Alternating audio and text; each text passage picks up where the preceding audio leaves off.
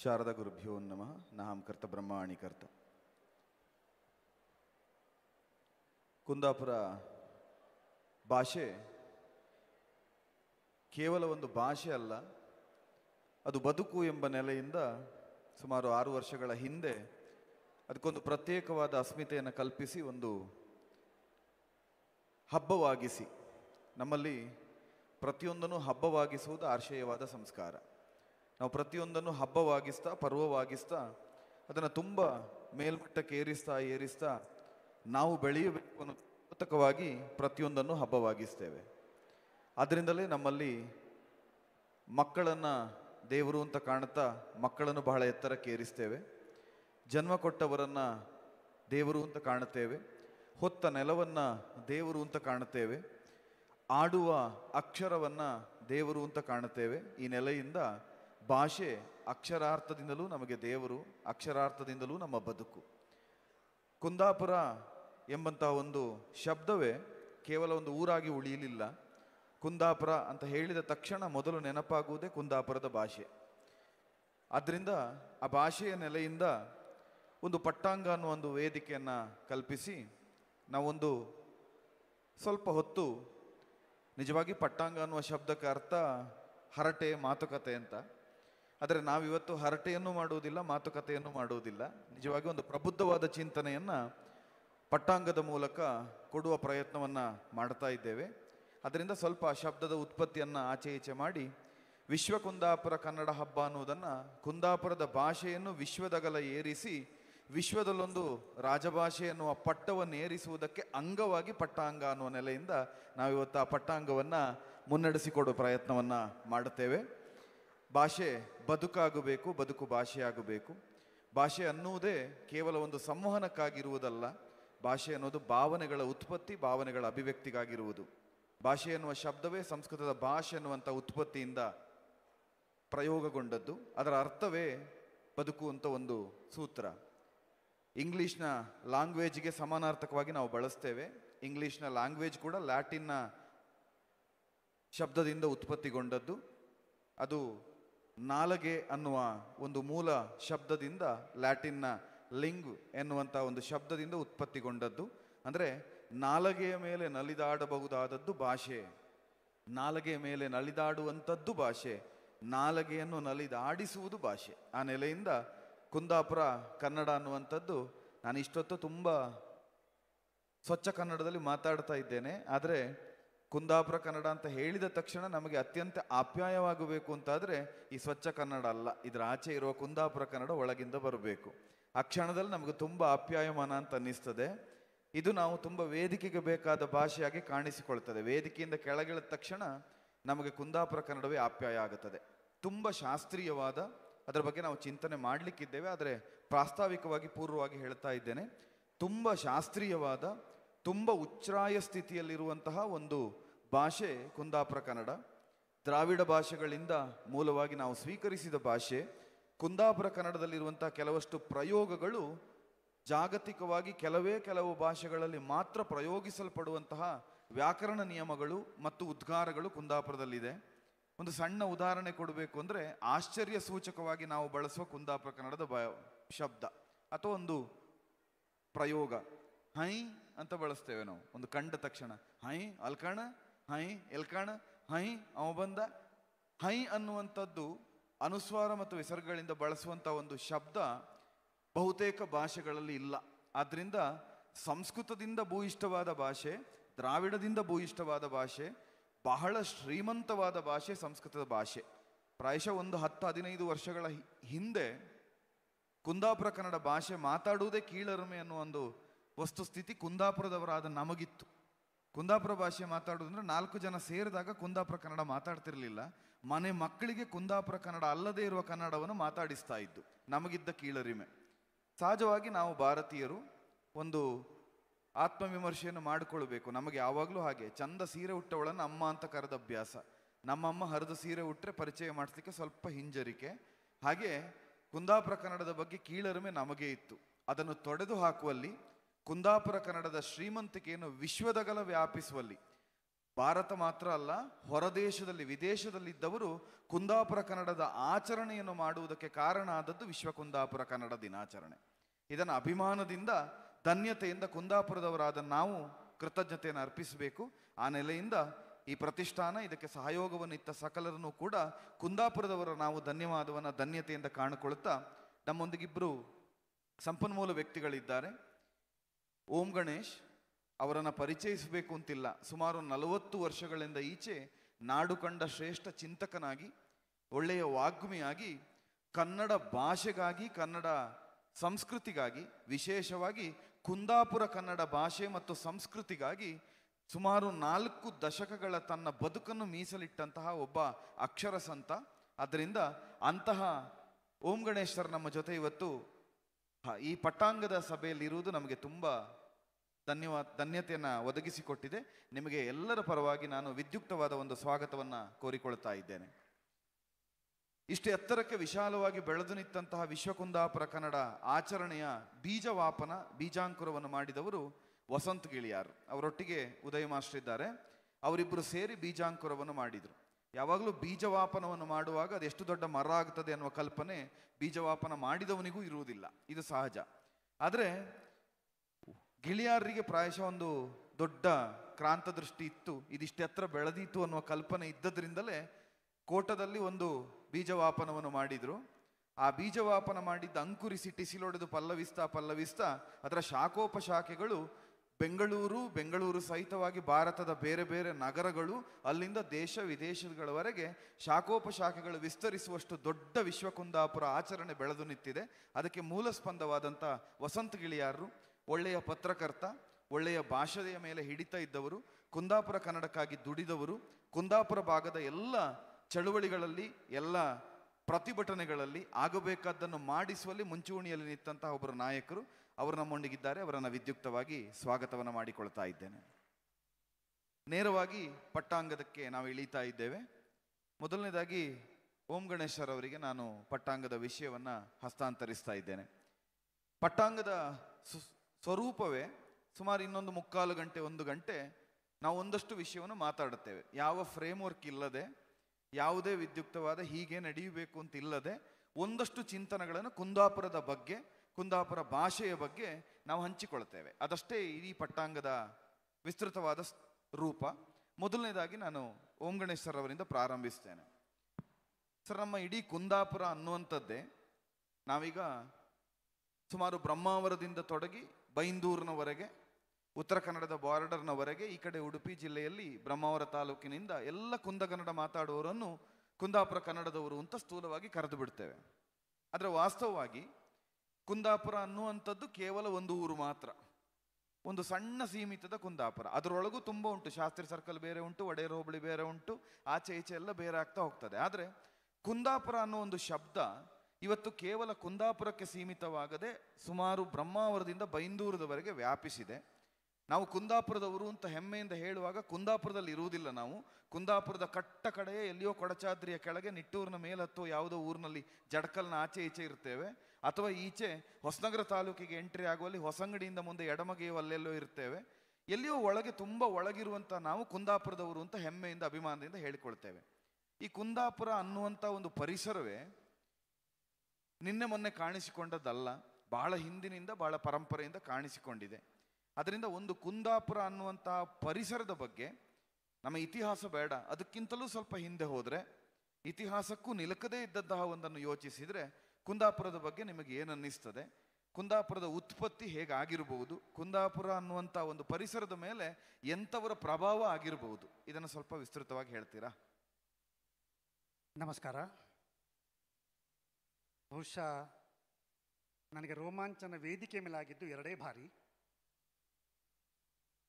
ಮೊದಲು ಆಗಿದ್ದು 1982ನೇ ಇಸ್ವಿಯಲ್ಲಿ ವೇದಿಕೆಯಲ್ಲಿ ಅಂದಿನ ಶಾಸಕರು GS ಆಚಾರ್ಯರು ವೇದಿಕೆ ಮೇಲೆ ನಿಂತ್ಕೊಂಡು ಕುಂದಾಪುರ ಕನ್ನಡದಲ್ಲಿ ಭಾಷಣ ಮಾಡಿದರು. ಅದರ ಜೊತೆಗೆ ಒಂದು ಕವನ ಹೇಳಿದರು ಅವರು. ಎಲ್ಲೂ ಹೋದವ ಕಾಮುಕಿಲ್ಲ ಕೇಮುಕಿಲ್ಲ, ಎಲ್ಲೂ ಹೋದವ 5 ವರ್ಷಕ್ಕೊಂದ್ಸಲ ಬತ್ತ ಕೈ ಮುಗಿತ ಓಟ್ಕೇತ, ಎಲ್ಲೂ ಹೋದವ. ಇದನ್ನ ಶಾಸಕರೇ ಅವರನ್ನು ವಿಡಂಬನೆ ಮಾಡಿಕೊಂಡು ಹೇಳಿದಂಥದ್ದು. ಆ ದಿನ ಬಹಳ ರೋಮಾಂಚನ ಆಯ್ತು ನನಗೆ. ಅದು ಬಿಟ್ಟರೆ ವೇದಿಕೆ ಮೇಲೆ ಹೀಗೆ ಕುಂದಾಪುರ ಕನ್ನಡವನ್ನು ಮಾತಾಡಲಿಕ್ಕೆ ಆಗತ್ತೆ ಅನ್ನುವ ಆ ದಿನದಿಂದ ನಡ್ಕೊಂಡು ಬಂದ ನನ್ನ ರೋಮಾಂಚನ ಇವತ್ತು ಈ ವೇದಿಕೆ ಮೇಲೆ ಆಗ್ತಾ ಇದೆ. ಎಂಥದ್ರಿ, ಬರೀ ಒಂದು 65-70 ಕಿಲೋಮೀಟರ್ ವಟಾರದ ಒಂದು 15-20 ಲಕ್ಷ ಜನ ಮಾತಾಡ್ತಕ್ಕಂಥ ಭಾಷೆ, ಎಲ್ಲೋ ಅಸ್ಪೃಶ್ಯರು ಮಾತಾಡ್ತಾರೇನೋ ಒಂದು ಅವಹೇಳನ ಮಾಡ್ತಕ್ಕಂಥ ಭಾಷೆ ಇವತ್ತು ಬೆಂಗಳೂರಿನಲ್ಲಿ ರಾಜ್ಯದ ರಾಜಧಾನಿಯಲ್ಲಿ ದೀಪ ಬೆಳಗಿಸೋದ್ರ ಮೂಲಕ, ಸಾವಿರಾರು ಜನರನ್ನು ಸೇರಿಸೋದ್ರ ಮೂಲಕ ನಮ್ಮ ಕೂಗನ್ನು, ನಮ್ಮ ಭಾಷೆಯ ಧ್ವನಿಯನ್ನು ವಿಶ್ವಕ್ಕೆ ಮುಟ್ಟಿಸ್ತಕ್ಕಂತಹ ವೇದಿಕೆಗೆ ನಾನು ಕೂತಿದ್ದೇನಲ್ಲ, ಹಾಗಾಗಿ ನನಗೆ ರೋಮಾಂಚನ ಆಯಿತು. ನಮ್ಮ ಭಾಷೆ ನನಗೆ ಕುಂದಾಪುರ ಕನ್ನಡದಾಗ ಏನು ಮಾತಾಡೋಕೆ ಆಯ್ದಿದ್ದಲ್ಲ, ಭಾಳ ಚಂದ ಮಾತಾಡ್ಲಕ್ಕೆ. ನಮ್ಮೊಳಗೆ ನಾವು ಏನು ಮಾಡ್ಕತ್ತಂದ್ರೆ ಬೆಂಗಳೂರ ಬಂದು ಸೇರ್ಕೊಂಡ್ರೆ ಸುಮಾರು ಜನ ಕೂತೀರ, ಸಣ್ಣ ಸಣ್ಣ ಮಕ್ಳು ಕೂತೀರ. ಅವ್ರಿಗೆ ನಾವು ಹೊಯ್ಕೆ ಬರ್ಕಂತ ಹೇಳ್ರೆ ಅರ್ಥ ಆಗ್ತಿಲ್ಲ. ನಾವು ಸಂಸ್ಕೃತವನ್ನು ಕುಂದಾಪುರ ಕನ್ನಡಕ್ಕೆ ಹೇಳ್ಕೊಂಡು ಅವ್ರಿಗೆ ಒಟ್ಟು ಗೊಂದಲ ಮಾಡ್ಕೊಂಡು ತಲೆಗೆ ಹಿಂಡ್ಕೊಂಡ್ರೆ ನಮ್ಗೆ ರಗಳೆ ಆಗ್ತನ್ನೋ ಕಾರಣಕ್ಕೆ ಒಂಚೂರು ಚೂರು ಚಂದ ಭಾಷೆಗೆ ಮಾತಾಡುವ ಮರ್ರೆ ಅನ್ನೋದು ಬಿಟ್ಟರೆ, ಹಂಗೆ ಆಲೋಚನೆ ಮಾಡ್ರೆ ನಾವು ಕುಂದಾಪುರದಾಗ ಸೇರ್ಕೊಂಡು ಈ ಪಟ್ಟ ಹಂಗೆ ಕುಂದಾಪುರದಾಗೇ ಮಾಡಕ್ಕೆ. ಯಾಕಂದರೆ ಈ ಕುಂದಾಪುರ ಜಾಗವನ್ನು, ಕುಂದಾಪುರ ಕುಂದನಾಡಿನ ಪ್ರದೇಶವನ್ನು, ಕುಂದನಾಡಿನ ಭೂಭಾಗವನ್ನು, ಕುಂದನಾಡಿನ ಆ ಮಣ್ಣಿನ ಪರಿಮಳವನ್ನು, ಕುಂದನಾಡಿನ ಆ ನೀರಿನ ಘಮಘಮವನ್ನು ಆಯ್ಕೆ ಮಾಡಿದ್ದು ನಾವು ನೀವಲ್ಲ. ನಾನು ಕೇಳಿದ ಪುರಾಣ ಕತೆ ಹೌದಾದರೆ ದಕ್ಷಿಣ ಭಾರತವನ್ನು ಇಡೀ ಭಾರತಕ್ಕೆ ಪರಿಚಯಿಸಿದ್ದು ಅಗಸ್ತ್ಯ ಮುನಿಗಳು ಅಂತ ನಾವು ಕೇಳಿದ್ದೇವೆ. ಆ ವಿಂಧ್ಯ ಪರ್ವತ ಮದ್ದಿತ್ತು, ಆಚೆಗೆ ಉತ್ತರ ಭಾರತ, ದಕ್ಷಿಣ ಭಾರತ, ಕೈಲಾಸ ನಮಗೆ ಗೊತ್ತಿಲ್ಲ, ಹಾಗೆ ಇಲ್ಲಿದ್ದವರಿಗೆ ಕೈಲಾಸ ಗೊತ್ತಿಲ್ಲ, ಕೈಲಾಸದವರಿಗೆ ದಕ್ಷಿಣ ಭಾರತ ಗೊತ್ತಿಲ್ಲ. ಅಂಥದ್ರಲ್ಲಿ ಅಗಸ್ತ್ಯ ಮುನಿಗಳು, ಅದು ಇಸುವಿ ಲೆಕ್ಕ ಅಲ್ಲ, ಯುಗದ ಲೆಕ್ಕ, ಅದೆಷ್ಟೋ ಯುಗದ ಹಿಂದೆ ಅವರು ಅಲ್ಲಿಂದ ದಾಟಿ ವಿಂಧ್ಯ ಪರ್ವತನ ದಾಟಿ ದಕ್ಷಿಣ ಭಾರತವನ್ನು ಅಲ್ಲಿನವರಿಗೆ ಪರಿಚಯಿಸಿ ಶಿವಪ್ರಜ್ಞೆಯನ್ನು ಮೂಡಿಸಿದ್ದು ಅಗಸ್ತ್ಯ ಮುನಿಗಳು ಅಂತ ನಾನು ಕೇಳಿದ್ದೇನೆ. ಆ ಅಗಸ್ತ್ಯ ಮುನಿಗಳು ನಮ್ಮ ನಾಡಿಗೆ ಬಂದು ಅವರು ಆಯ್ಕೆ ಮಾಡಿಕೊಂಡ ಜಾಗ ಕುಂದಾಪುರ ಅಂತ ನಮ್ಗೆ ಎಷ್ಟು ಜನರಿಗೆ ಗೊತ್ತು? ನಮ್ಮ ಕುಂದಾಪುರಕ್ಕೆ ಅಗಸ್ತ್ಯ ಮುನಿಗಳು ಆ ಕಾಲದಲ್ಲೇ ಬಂದು ಓಡಾಡಿ, ದ್ರಾವಿಡ ಭಾಷೆಯ ಲಿಂಕ್ ಇದೆ ಅಂತ ನೀವು ಹೇಳಿದ್ರಿ, ದ್ರಾವಿಡ ಭಾಷೆಗೂ ಅವರಿಗೂ ಲಿಂಕ್ ಇದೆ ಅಂತ ಚರ್ಚೆ ನಡೀತಾ ಇದೆ. ಅಂಥ ಅಗಸ್ತ್ಯ ಮುನಿಗಳು ಕುಂದಾಪುರ ಪ್ರದೇಶವನ್ನು ಆಯ್ಕೆ ಮಾಡಿದ್ದಾರೆ ಅಂದರೆ ಅದಕ್ಕೆ ಇವತ್ತಿಗೂ ಸಾಕ್ಷಿ ನಮ್ಮ ಕುಂದಾಪುರದ ಕಿರಿಮಂಜೇಶ್ವರ ಇದೆ. ಕಿರಿಮಂಜೇಶ್ವರ ದೇವಸ್ಥಾನಕ್ಕೆ ಹೋದರೆ ಅಲ್ಲಿ ಇವತ್ತಿಗೂ 5 ಸರೋವರ ಇದೆ. ಆ 5 ಸರೋವರದ ಮಧ್ಯೆ ಈಶ್ವರ ಇದೆ, ಅದು ಅಗಸ್ತ್ಯೇಶ್ವರ, ಅಗಸ್ತ್ಯ ಮುನಿಗಳು ಸ್ಥಾಪಿಸಿದ ಈಶ್ವರ ಲಿಂಗ ಅಂತ ಹೇಳ್ತಾರೆ. ಸಮುದ್ರದ ದಡದಲ್ಲಿದೆ. ಹಾಗೆ ಯೋಚನೆ ಮಾಡಿದರೆ ಗೋಕರ್ಣ ಬಿಟ್ಟರೆ ನಮ್ಮದು ಕಿರಿಮಂಜೇಶ್ವರವೇ ಪ್ರಖ್ಯಾತಿಗೆ ಹೋಗಬೇಕಾಗಿದ್ದಂತಹ ಪುರಾಣ ಪ್ರಸಿದ್ಧವಾಗಿರ್ತಕ್ಕಂಥ ದೇವಸ್ಥಾನ. ಅಂಥ ಕಾಲದಿಂದ ಋಷಿ ಮುನಿಗಳ ಆಯ್ಕೆ ನಮ್ಮದು ಕುಂದಾಪುರ. ಅವರು ಒಬ್ಬರೇ ಅಲ್ಲ, ನಮ್ಮ ಶಂಕರಾಚಾರ್ಯರ ಕಾಲಡಿಯಿಂದ ಕಾಲ್ನಡಿಗೆಯಲ್ಲಿ ನಾರ್ತಿ ಹೋಪತಿಗೆ ಅವ್ರಿಗೆ ಸಿಕ್ಕದ್ದು ಕುಂದಾಪುರವೇ. ಅವರು ಇಡೀ ಋಷಿ ಮುನಿಗಳು ಕುಂದಾಪುರವನ್ನು ಆಯ್ಕೆ ಮಾಡಬೇಕಿದ್ರೆ ಅಲ್ಲಿಯ ಜನ, ಅಲ್ಲಿಯ ನೆಲ, ಅಲ್ಲಿಯ ತಾಕತ್ತನ್ನು ಆಲೋಚನೆ ಮಾಡಿ ಇದು ಆಗ್ಬೋದು, ಇದು ಸಂಸ್ಥೆ, ಇದು ಸಮೃದ್ಧಿ ಉಳ್ಳದ್ದು ಅಂತ ಹೇಳಿ ತಾನೇ ಆಯ್ಕೆ ಮಾಡೋದು. ಈ ನೆಲದ ಘಮಘಮವನ್ನು, ನೆಲದ ಗಟ್ಟಿತನವನ್ನು ಆಯ್ಕೆ ಮಾಡಿಕೊಂಡು ಅವರು ಆಯ್ಕೆ ಮಾಡಿದ್ದು ಕೊಲ್ಲೂರು. ಕೊಲ್ಲೂರಿನಲ್ಲಿ ಮೂಕಾಂಬಿಕೆಯನ್ನು ಸ್ಥಾಪಿಸಿ ಹೀಗೆ 2 ಋಷಿಗಳು ನಮ್ಮ ರಾಜ್ಯದ ನಮ್ಮ ಕುಂದಾಪುರವನ್ನು ಆಯ್ಕೆ ಮಾಡಿದ್ದಾರೆ. ನಮ್ಮ ಕುಂದಾಪುರವನ್ನು ಆಯ್ಕೆ ಮಾಡಿಕೊಂಡು ಆ ಜಾಗವನ್ನು ಈ ಮಟ್ಟಕ್ಕೆ ಇವತ್ತು ಬೆಳೀಲಿಕ್ಕೆ ಆರಂಭ ಅದು ಇರಬಹುದೇನೋ ಅನ್ನುವಂಥ ಒಂದು ಸಣ್ಣ ಚಿಂತನೆ ನನಗೆ. ಹಾಗಾಗಿ ಋಷಿ ಮುನಿಗಳು ಆಯ್ಕೆ ಮಾಡಿದಂಥ ನಮ್ಮ ಈ ನೆಲಕ್ಕೆ ಋಷಿಯ ಬೆನ್ನಿಗೆ ಇರುವುದು ಕೃಷಿ. ಕೃಷಿಯನ್ನು ಹೊರತುಪಡಿಸಿದರೆ ಋಷಿಗಳು ಇರೋದಿಲ್ಲ. ಋಷಿಗಳ ಸುತ್ತ ಇರೋದೇ ಕೃಷಿ, ಋಷಿಗಳ ಸುತ್ತ ಇರೋದೇ ಹೈನುಗಾರಿಕೆ. ಇವತ್ತಿಗೂ ನಾವು ಗೋ ಅಂತ ಹೇಳ್ತೇವೆ, ಗೋತ್ರ ಅಂತ ಹೇಳ್ತೇವೆ. ಋಷಿ ಮುನಿಗಳ ಸುತ್ತ ಎಲ್ಲೆಲ್ಲಿ ನಿಮ್ಮದು ದನದ ಹಟ್ಟಿಗಳಿರ್ತಾವಲ್ಲ, ಆ ದನಗಳನ್ನು ಸಾಕೋರೆ. ಹಾಗೆ ಋಷಿ ಮುನಿಗಳು ಇದ್ದು ಈ ಕೃಷಿ ಪ್ರಧಾನ ವ್ಯವಸ್ಥೆ ದಿನದಿಂದ ದಿನಕ್ಕೆ ಬೆಳೆದು ನಮ್ಮ ಕುಂದಾಪುರ ಋಷಿ ಮುನಿಗಳ ಆಯ್ಕೆಯಿಂದ ಕೃಷಿ ಪ್ರಧಾನವಾದ ಪ್ರದೇಶ ಆದ್ದರಿಂದ ನಮ್ಮ ಜನರಿಗೆ ಮಣ್ಣಿನ ಪರಿಮಳ ಜಾಸ್ತಿ. ಯಾರಿಗೆ ಮಣ್ಣಿನ ಪರಿಮಳ ಜಾಸ್ತಿಯೋ, ಯಾರಿಗೆ ಮಣ್ಣಿನ ಆಕರ್ಷಣೆ ಜಾಸ್ತಿಯೋ, ಮಣ್ಣೊಂದಿಗೆ ಯಾರು ಹೆಚ್ಚು ಬೆರೀತಾರೋ ಅವರು ಮಾತ್ರ ಮನುಷ್ಯರಾಗಿ ಉಳಿಲಿಕ್ಕೆ ಸಾಧ್ಯ. ಬಹಳ ಜನ ಆವಾಗಿಂದ ನಾವು ಯೋಚನೆ ಮಾಡ್ತಾ ಮಾತಾಡ್ತಾ ಹೇಳಿದ್ರಲ್ಲ, ಕುಂದಾಪುರದವರು ಹೃದಯವಂತರು, ಕುಂದಾಪುರದ ದಾನಿಗಳು, ಕುಂದಾಪುರದವರು ಎಲ್ಲರನ್ನು ಕರ್ಕೊಳ್ತಾರೆ, ಕುಂದಾಪುರದವರು ಎಲ್ರಿಗೂ ಮೆಚ್ಚುತ್ತಾರೆ ಅಂದ್ರೆ ಕಾರಣ ನಮ್ಮದು ಬೇಸಾಯದ ಭೂಮಿ, ಮಣ್ಣಿನ ಜೊತೆಗೆ ಇದ್ದವ್ರು ನಾವು. ಮಣ್ಣಿನ ಜೊತೆಗೆ ಇರೋದ್ರಿಂದ ನಮಗೆ ಯಾರೇ ಇರಲಿ ಮಣ್ಣಿನ ಜೊತೆಗೆ ಇದ್ದವನೇ ಮನುಷ್ಯನಾಗಿ ಉಳಿಯುವಂಥದ್ದು. ಆ ಕಾರಣಕ್ಕಾಗಿ ಕುಂದಾಪುರದ ಇಂದಿನ ಸೊಗಡಿಗೆ ಶತಶತಮಾನದ ಇಸ್ವಿ ಲೆಕ್ಕ ಅಲ್ಲ, ಯುಗದ ಲೆಕ್ಕದ ಇತಿಹಾಸ ಇದೆಯೇನೋ, ಪುರಾಣದಲ್ಲೂ ಇರ್ಬೋದು, ನಮ್ಮ ಇತಿಹಾಸದಲ್ಲೂ ಇರ್ಬೋದೇನೋ. ಹಾಗಾಗಿ ಈ ನಮ್ಮ ಕೃಷಿಯ ಈ ನೆಲ ಸಮೃದ್ಧಿಯನ್ನು ಪಡಿತಾ ಇವತ್ತಿನ ಈ ಸಂಭ್ರಮ ನಮ್ಮ ಸಾಮಾನ್ಯರಿಗೂ ಮಾತ್ರ ಅಲ್ಲ, ಮೇಲಿರ್ತಕ್ಕಂಥ ಋಷಿಮುನಿಗೂ ಕೂಡ ಖುಷಿ ಆಗತ್ತೆ ಅನ್ನೋದು ನನ್ನ ಒಂದು ವಿಶ್ವಾಸ. ಯಾಕಂದರೆ ಅವರು ಬಿತ್ತಿ ಬೆಳೆಸಿದ ನಾಡು ಈ ಪ್ರದೇಶ, ಈ ಭಾಷೆಗೂ ಕೂಡ ದ್ರಾವಿಡದಿಂದ ಬಂದಿರೋದ್ರಿಂದ ಅದು ಕೂಡ ಇರೋದ್ರಿಂದ ಹಾಗೆ ನನ್ನ ಒಂದು ಊಹೆ. ಏನಂತೀರೋ? ಬಹಳ ಸೊಗಸಾಗಿ ಹೇಳಿದ್ರಿ. ಕುಂದಾಪುರದವರು ಮಣ್ಣಿನ ಪರಿಮಳದೊಟ್ಟಿಗೆ ಬೆಳೆದವರು ಅಂತ. ನಮ್ಮದು ಜಂಬೂ ದ್ವೀಪ ಭಾರತ. ಕುಂದಾಪುರದವರು ಜಂಬು ಬಿಟ್ಟು ಬದುಕುವುದಿಲ್ಲ. ಆದ್ದರಿಂದ ಕುಂದಾಪುರದ ಮಣ್ಣಿನ ಜಂಬು ಇಡೀ ಜಂಬೂ ದ್ವೀಪವನ್ನು ವಿಸ್ತರಿಸಿದ್ದು ಅಗಸ್ತ್ಯರಿಂದ ಇರಬಹುದು. ಇನ್ನೊಂದು ಪುರಾವೆಗಳನ್ನು ನಾವು ಹುಡುಕ್ಲಿಕ್ಕೆ ಆಗ್ತದೆ, ಸಾಧ್ಯತೆಗಳು ಉಂಟು. ಇಡೀ ಸ್ಕಂದ ಪುರಾಣ ನಮ್ಮ ಸಹ್ಯಾದ್ರಿ ಕಾಂಡದ ಕಥೆಗಳನ್ನು ಹೇಳುವಾಗ ಬಹುತೇಕ ಶಕ್ತಿ ಕೇಂದ್ರಗಳನ್ನು, ಶಾಕ್ತೆಯ ಪರಂಪರೆಯನ್ನು ಹೇಳಿದ್ದು ಕುಂದಾಪುರದ ಭಾಗದ. ನಾವು ಕೊಲ್ಲೂರು, ಮಾರಣಕಟ್ಟೆ, ಕಮಲಶಿಲೆ, ನಮಗೆ ಸಿಕ್ಕುವ ಮಂದರ್ತಿ, ಈ ಎಲ್ಲ ಕ್ಷೇತ್ರಗಳ ಶಕ್ತಿ ಕೇಂದ್ರಗಳೇನಿದ್ದಾವೆ ಇದರ ಉಲ್ಲೇಖ ಸ್ಪಷ್ಟವಾಗಿ ಸ್ಕಂದ ಪುರಾಣದಲ್ಲಿ ನಮಗೆ ಸಿಗ್ತದೆ. ಸ್ಕಂದನಿಗೆ ಉಪದೇಶಿತವಾದಂತಹ ಪುರಾಣ ಯಾವ ಕಾಲದ್ದು ಅಂದರೆ ನೀವು ಹೇಳಿದಾಗ ಇಸವಿಗಳ ಲೆಕ್ಕಕ್ಕಿಂತ ಹಿಂದಿರುವುದು. ಆದ್ದರಿಂದ ಕುಂದಾಪುರ ಕನ್ನಡದ ಮಣ್ಣಿನ ಸೊಗಡು, ಕುಂದಾಪುರದ ಮಣ್ಣಿನ ನೆಲ ಇತಿಹಾಸದ ಇಸವಿಗಳ ಲೆಕ್ಕಕ್ಕಲ್ಲ, ಯುಗ ಯುಗಾಂತರಕ್ಕೆ ವ್ಯಾಪಿಸ್ತದೆ. ವಿಂಧ್ಯ ಪರ್ವತದ ಗತಿಯನ್ನು ನಿಯಂತ್ರಿಸಿ ಅಗಸ್ತ್ಯ, ಆದ್ದರಿಂದಲೇ ಅವರು ಅಗಸ್ತ್ಯ ಅನ್ನುವ ಹೆಸರನ್ನು ಪಡೆದರು ಅನ್ನೋದು ಪುರಾಣದ ಉಲ್ಲೇಖ. ಅಗ ಅಂದರೆ ಪರ್ವತ, ಅದು ಗಮಿಸದಂತೆ ಮಾಡಿದವರಾದ್ದರಿಂದ ಅವರು ಅಗಸ್ತ್ಯರು ಅಂತ, ಅಗಸ್ತ್ಯ ಭೂಮಿ ಅಂತ ನಾವು ಒಪ್ಪುವುದಕ್ಕಾಗುತ್ತದೆ. ಪರಶುರಾಮ ಸೃಷ್ಟಿ ಅನ್ನೋದನ್ನು ನಾವು ಅಂಗೀಕರಿಸಿದ್ದೇವೆ. ಹಾಗಾಗಿ ಆ ಎರಡೂ ನೆಲೆಯಿಂದ ಇದು ಬಹಳ ಸೊಗಸಾದ ಒಂದು ವ್ಯಾಖ್ಯಾನ. ಕುಂದಾಪುರದ ಪುರಾಣವನ್ನು ತಿಳಿದ ಮೇಲೆ ನನಗೆ ಕಾಣುವುದು ಸ್ವಲ್ಪ ಇತಿಹಾಸದ ಕಡೆಗೆ ಹೋಗುವುದು ಒಳ್ಳೆಯದು ಅಂತ. ಗಿಳಿಯಾರರ ಅಧ್ಯಯನದ ವಿಶೇಷತೆಯೇ ಸ್ವಲ್ಪ ಇತಿಹಾಸ. ಗಿಳಿಯಾರರು ಮಾತಾಡುವಾಗ ಅಂಕಿಅಂಶಗಳನ್ನು ಕೊಟ್ಟು ಮಾತಾಡುವುದು ಹೆಚ್ಚು. ನಾವೆಲ್ಲ ಪುರಾಣವನ್ನು ಹೆಚ್ಚು ಉದಾಹರಿಸಿದರೆ ಅವರು ಅಂಕಿಅಂಶಗಳನ್ನು ಹೆಚ್ಚು ಉದಾಹರಿಸ್ತಾರೆ. ಹಾಗಾಗಿ ನಾವು ಆ ಅಂಕಿಅಂಶಗಳ ಆಧಾರದಲ್ಲಿ ವ್ಯವಹರಿಸುವುದಾದರೆ ನಮಗಿಡೀ ಭಾರತ ದೇಶ ಗಿಳಿಯಾರ್ರೆ ಒಂದು ಪ್ರಜಾಪ್ರಭುತ್ವ ಅನ್ನೋ ವ್ಯವಸ್ಥೆಗೆ ಒಳಪಟ್ಟಾಗ ಭಾಷಾವಾರು ವಿಂಗಡಣೆ ಆದದ್ದು.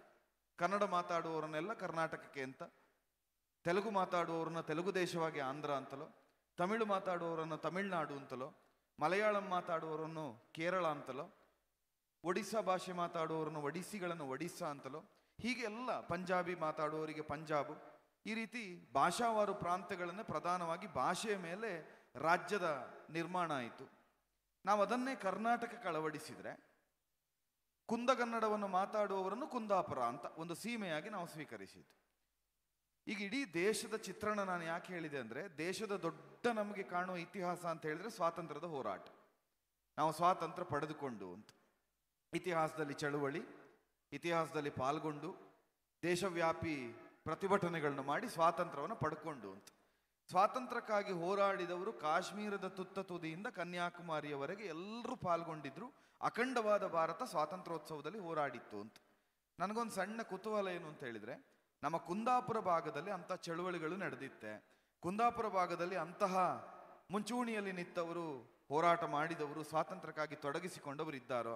ನಮ್ಮ ಶಾಸಕರು ಕೊಡುಗೆಯವರಿದ್ದಾರೆ, ಅವರ ಮನೆತನ ಬಹಳ ದೊಡ್ಡದು. ಹಾಗಾಗಿ ಅವರನ್ನು ಮುಂದಿರಿಸಿಕೊಂಡು ಈ ಪ್ರಶ್ನೆ ಮತ್ತು ಸ್ವಲ್ಪ ಪ್ರಸ್ತುತ ಅಂತ ಅನ್ನಿಸ್ತದೆ. ಹಾಗಾಗಿ ಹೋರಾಟ ಮಾಡಿದವರು ಯಾರಿದ್ದಾರೆ, ಮಾಡಿದರೆ ಎಂಥ ಹೋರಾಟಗಳು, ಎಷ್ಟು ಪಾಲ್ಗೊಂಡಿರ್ಬೋದು, ಇದರ ಬಗ್ಗೆ ಒಂದು ಬೆಳಕು ಚೆಲ್ತೀರಾ? ಭಗವತಿ, ಕುಂದಾಪುರದ ನೆಲದಲ್ಲಿ ಸ್ವಾತಂತ್ರ್ಯ ಹೋರಾಟ ಅತ್ಯಂತ ಉತ್ಕೃಷ್ಟವಾದದ್ದು. ಅದನ್ನು ಕೊಡಗಿಯವರಿಗೆ ಬಂದಿರಿ, ಕೊಡಗಿಯವರ ಕುಟುಂಬದ ಕೊಡುಗೆ ಭಾಳ ದೊಡ್ಡದು. ಕೃಷ್ಣರಾಯ ಕೊಡಗಿಯವರು, ನಾವು ಕುಂದಾಪುರದ ನೆಲದವರು ಕೃಷ್ಣರಾಯ ಕೊಡಗಿಯವರ ಕುಟುಂಬಕ್ಕೆ ಋಣಿಗಳಾಗಿರಬೇಕು. ಯಾಕಂತ ಹೇಳಿದರೆ, ದಕ್ಷಿಣ ಕನ್ನಡ ಜಿಲ್ಲೆಯಲ್ಲಿ ಅತ್ಯಂತ ದೊಡ್ಡ ತೆರುವೆಯನ್ನು ಕಟ್ತಿದ್ದಂಥ ಕುಟುಂಬ ಅದು. 8,000 ರೂಪಾಯಿ ಆ ಕಾಲಕ್ಕೆ, 1920-30 ಟೈಮ್ಗೆ ಕೃಷ್ಣರಾಯ ಕೊಡ್ಗಿಯವರು ಅಲ್ಲಿನ ಕಾರ್ನಾಡ್ ಸದಾಶಿವರಾಯರ ಸಂಪರ್ಕದ ಮೂಲಕ ಗಾಂಧಿವಾದಿ ಆಗ್ತಾರೆ. ಕಾಂಗ್ರೆಸ್ ಪಕ್ಷದ ಮೂಲಕ ಸ್ವಾತಂತ್ರ್ಯ ಚಳುವಳಿಗಳಲ್ಲಿ ತೊಡಗಿಸಿಕೊಳ್ತಾರೆ. ಆ ಕಾರಣಕ್ಕೆ ಉಪ್ಪಿನ ಸತ್ಯಾಗ್ರಹದ ಉಚ್ಛ್ರಾಯ ಕಾಲಘಟ್ಟ. ಉಪ್ಪಿನ ಸತ್ಯಾಗ್ರಹದ ಕಾರಣಕ್ಕೆ ಕೃಷ್ಣರಾಯ ಕೊಡ್ಗಿಯವರು ಬಂಧನಕ್ಕೊಳಗಾಗ್ತಾರೆ. ಅವ್ರನ್ನ ಅರೆಸ್ಟ್ ಮಾಡ್ತಾರೆ. ಅರೆಸ್ಟ್ ಮಾಡಿ ನಮ್ಮ ಇಲ್ಲಿನ ಜೈಲಿಗೆ ಹಾಕ್ತಾರೆ. ಮೊದಲು ಮಂಗಳೂರು ಸಬ್ ಜೈಲಿಗೆ ಕೃಷ್ಣರಾಯ ಕೊಡ್ಗಿಯವರ ಜೊತೆಗೆ 13 ಜನರನ್ನ ಸೇರಿಸಿಕೊಂಡು ಮಂಗಳೂರು ಸಬ್ ಜೈಲಿಗೆ ತಗೊಂಡೋಗ್ತಾರೆ.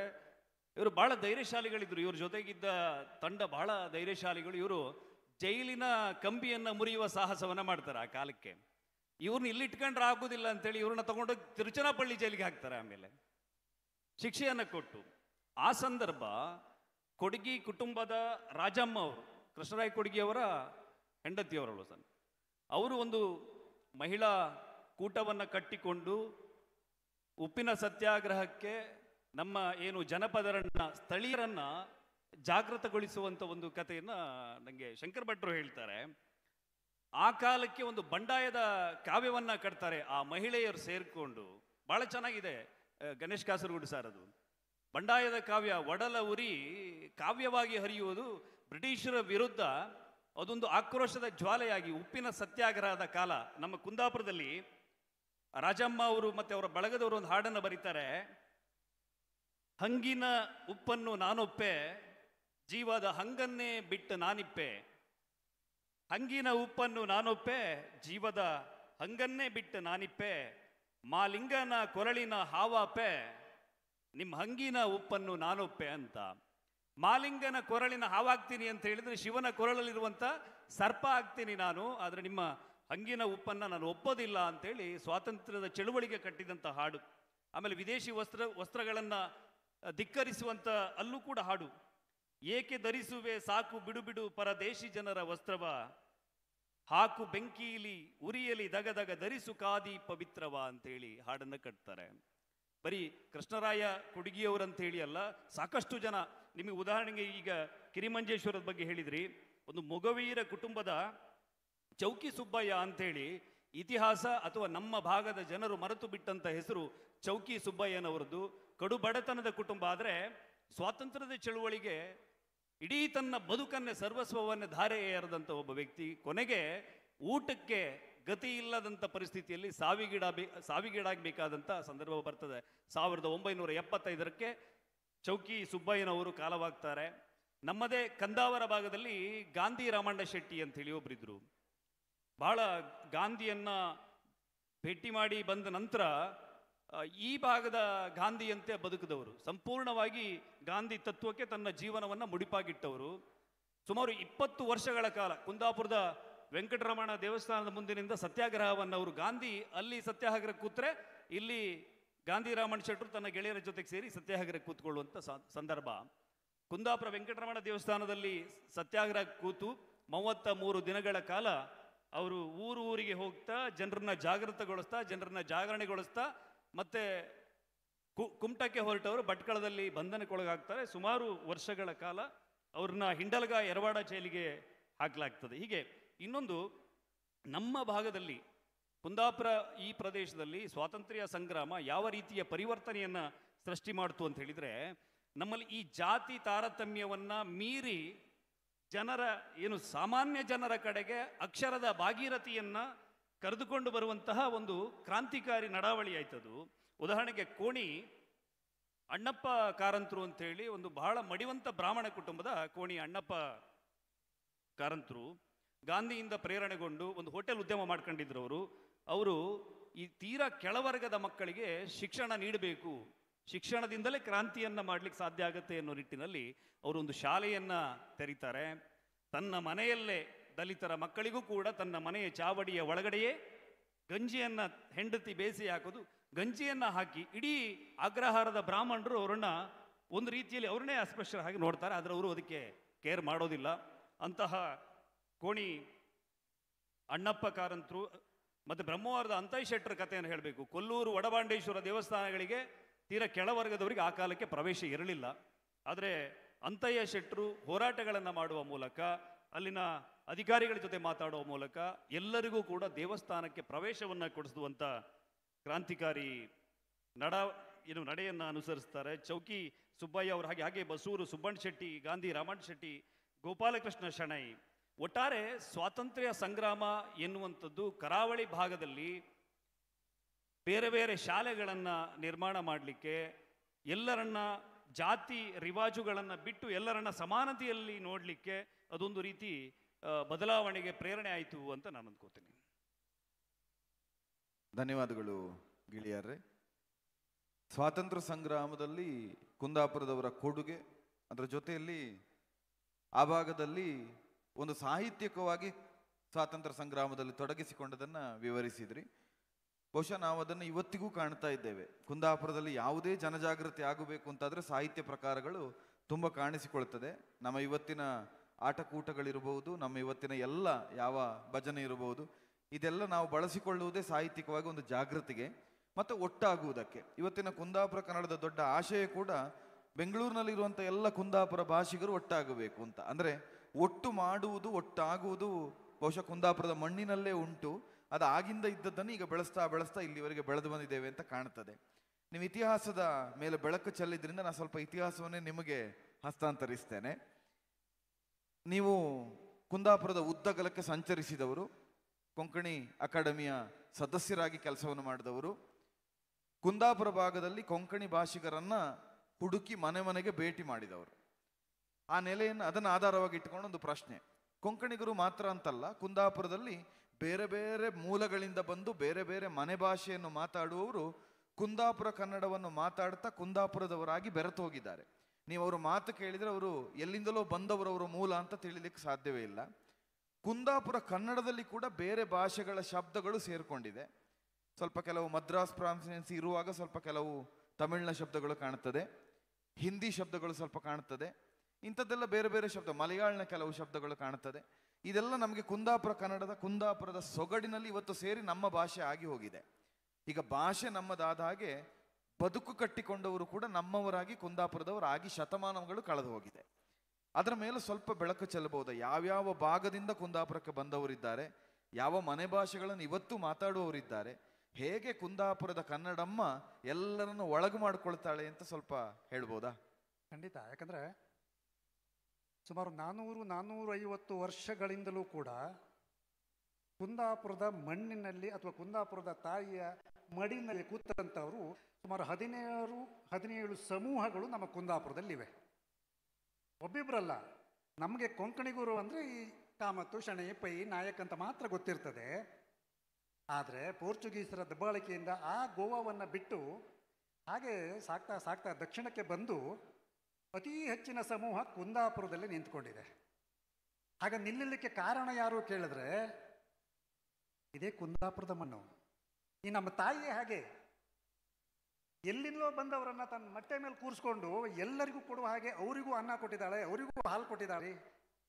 ಹಾಗಾಗಿ ಇವತ್ತು ನೀವು ಕುಂದಾಪುರದಲ್ಲಿ ಇವತ್ತು ಕುಡಿಬೇರು ನೃತ್ಯ ಮಾಡಿದ್ರಲ್ಲ, ಈ ಇಷ್ಟೂ ಜನ ಕುಡಿಬೇರು ಮನೆಗೆ ಹೋಗಿ ಕೇಳಿದರೆ ಅವರು ಕೊಂಕಣಿ ಮಾತಾಡ್ತಾರೆ. ನಮ್ಮ ಗೊಂಗೊಳ್ಳಿಯಲ್ಲೋ ಶಿರೂರಿನಲ್ಲೋ ಹೋಗಿ ಆ ಮೇಸ್ತ ಸಮುದಾಯದವ್ರ ಹತ್ರ ಮಾತಾಡಿದ್ರೆ ಅವರು ಮನೆ ಒಳಗಡೆ ಕೊಂಕಣಿ. ಖಾರ್ವಿ ಜನಾಂಗ ಗೊಂಗೊಳ್ಳಿರೋರು ಅವ್ರ ಹತ್ರ ಹೋಗಿ ನೀವು ಮಾತಾಡಿದ್ರೆ ಅವ್ರ ಮನೆಯಲ್ಲಿ ಮಾತಾಡೋದು ಕೊಂಕಣಿ. ದೈವಜ್ಞ ಬ್ರಾಹ್ಮಣರ ಹತ್ರ ಹೋಗಿ ಚಿನ್ನದ ಕೆಲಸ ಮಾಡ್ತಾರೆ, ಅವರು ಮನೆಯಲ್ಲಿ ಮಾತಾಡೋದು ಕೊಂಕಣಿ. ಸಾರಸ್ವತರು ಅಂತಿದ್ದಾರೆ ಅನಂತನಾಗ್ ಅವರ ಕಮ್ಯುನಿಟಿ, ಅವ್ರ ಮನೆಯಲ್ಲಿ ಮಾತಾಡೋದು ಕೊಂಕಣಿ. RSB ಅಂತಿದ್ದಾರೆ ರಾಜಾಪತಿ ಸಾರಸ್ವತ್ ಬ್ರಾಹ್ಮಣರು. ಹೀಗೆ ಒಬ್ಬಿಬ್ಬರಲ್ಲ, ಕುಲಾಲ್ರು ಅಂತಿದ್ದಾರೆ, ಮಣ್ಣಿನ ಕೆಲಸ ಮಾಡ್ಕೊಂಡಿದ್ದವ್ರೆ. ಆಮೇಲೆ ನಿಮ್ಮ ಬಟ್ಟೆ ಕೆಲಸ ಮಾಡ್ಕೊಂಡಿದ್ದವರು ಅಗಸರ ಇವರು. ಹೀಗೆ 17 ಸಮೂಹ ಕುಂದಾಪುರದಲ್ಲಿ 400-450 ವರ್ಷಗಳಿಂದಿದ್ದು. ತುಂಬ ಹಿಂದೆ ಗುಡಿಗಾರರ ಮನೆತನದಲ್ಲೂ ಕೂಡ ಇತ್ತು. ತುಂಬ ಹಿಂದೆ ನಮ್ಮ ಅಮ್ಮ ಎಲ್ಲ ನಮ್ಮ ಮನೇಲಿ ಬೈಯೋದು, ಕುಂದಾಪುರ ಕನ್ನಡ ಮಾತಾಡ್ತಾನ, ಕೊಂಕಣಿ ಮಾತಾಡು ಮನೆಯಲ್ಲಿ, ಮನೆ ಒಳಗಾರು ಕೊಂಕಣಿ ಮಾತಾಡಂತ ಬೈತಿದ್ರು. ಅದು ನಮಗಾಗೋದಿಲ್ಲ.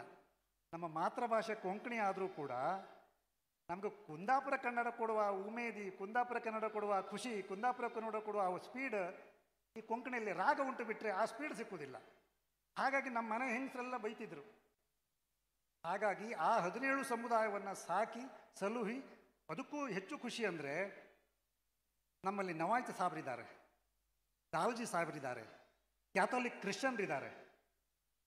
ಹೀಗೆ ಹಿಂದೂಗಳು, ಕ್ರಿಶ್ಚಿಯನ್ರು, ಮುಸ್ಲಿಮರು ನಮ್ಮ ಕುಂದಾಪುರದಲ್ಲಿ 3 ಜನ ಅವ್ರವ್ರ ಮನೆಯಲ್ಲೇ ಮಾತಾಡೋದು ಕೊಂಕಣಿ ಆದರೂ ಕೂಡ ನಾವು 3 ಜನ ಒಟ್ಟಾದರೆ ಕುಂದಾಪುರ ಕನ್ನಡ ಎಷ್ಟು ಚೆನ್ನಾಗಿ ಮಾತಾಡ್ತಾರೆ ಗೊತ್ತಾ.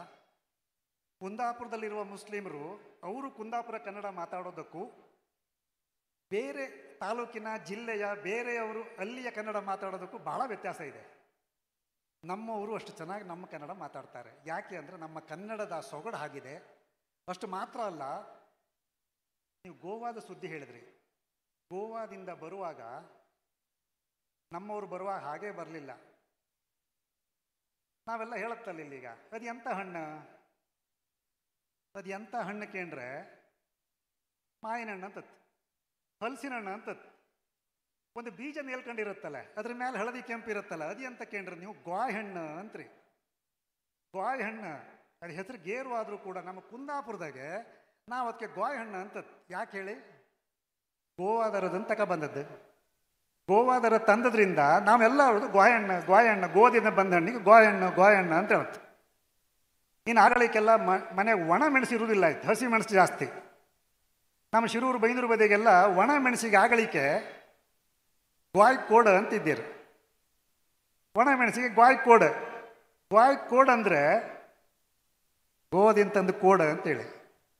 ಇನ್ನು ಕೆಲವರು ಸ್ವಲ್ಪ ಆಚೆ ಚೌಪತಿಗೆಲ್ಲ ಸ್ವಲ್ಪ ಹಿಂಗೆಲ್ಲ ಮಾಡ್ಕೊಂಡು ಹುಣಸೆ ಹಣ್ಣು ಥರ ಮಾಡ್ತಿದ್ರಲ್ಲ, ಏನು ಗೋಯ್ಸಾಣಿ ಅಂದರೆ ಗೋವಾದಿಂದ ಬಂದದ ಮರ ಹುಣಸೆ ಹಣ್ಣ. ಹೀಗೆ ತಮಾಷೆಗೂ ಗಂಭೀರವಾಗಿಯೂ ಕೂಡ ಗೋವಾದಿಂದ ಬಂದವರು ಈ ಕುಂದಾಪುರ ಭಾಷೆ ಒಳಗೆ ಗೋಯಣ್ಣ, ಗೋಯ್ಕಡ, ಗೋಯ್ಸಾಣಿ ಹೀಗೆ ಕೆಲವು ಅಲ್ಲಲ್ಲಿ ಶಬ್ದಗಳನ್ನ ಸೇರಿಸಿ ಅದು ಎಷ್ಟು ನಾವು ಬೆರೆತಿದ್ದೇವಂದರೆ ಈ ಕುಂದಾಪುರ ಮಣ್ಣಿನ ತಾಕತ್ತು ಎಷ್ಟು ಉಂಟು ನೋಡಿ. ನಮ್ಮ ಅಬ್ಬಿ ನಮಗೆಲ್ಲ ಹೆಂಗೆ ಸಾಕಿಲ್ಲಂದರೆ, ಗೋವಾದ ಒಂದು ದೊಡ್ಡ ಮಠ, 550 ವರ್ಷದ ಮಠ. ಅದು 24 ಯತಿವರ್ಯರು ಆ ಮಠಕ್ಕಾಗಿದ್ದಾರೆ. ಅಂತಹ 250-300 ಶಾಖೆಗಳಿದ್ದು 200-500 ದೇವಸ್ಥಾನಗಳಿರುವಂತಹ ಪರ್ತಗಾಳಿ ಗೋಕರ್ಣ ಮಠ, ಗೋವಾದ ಮಠ.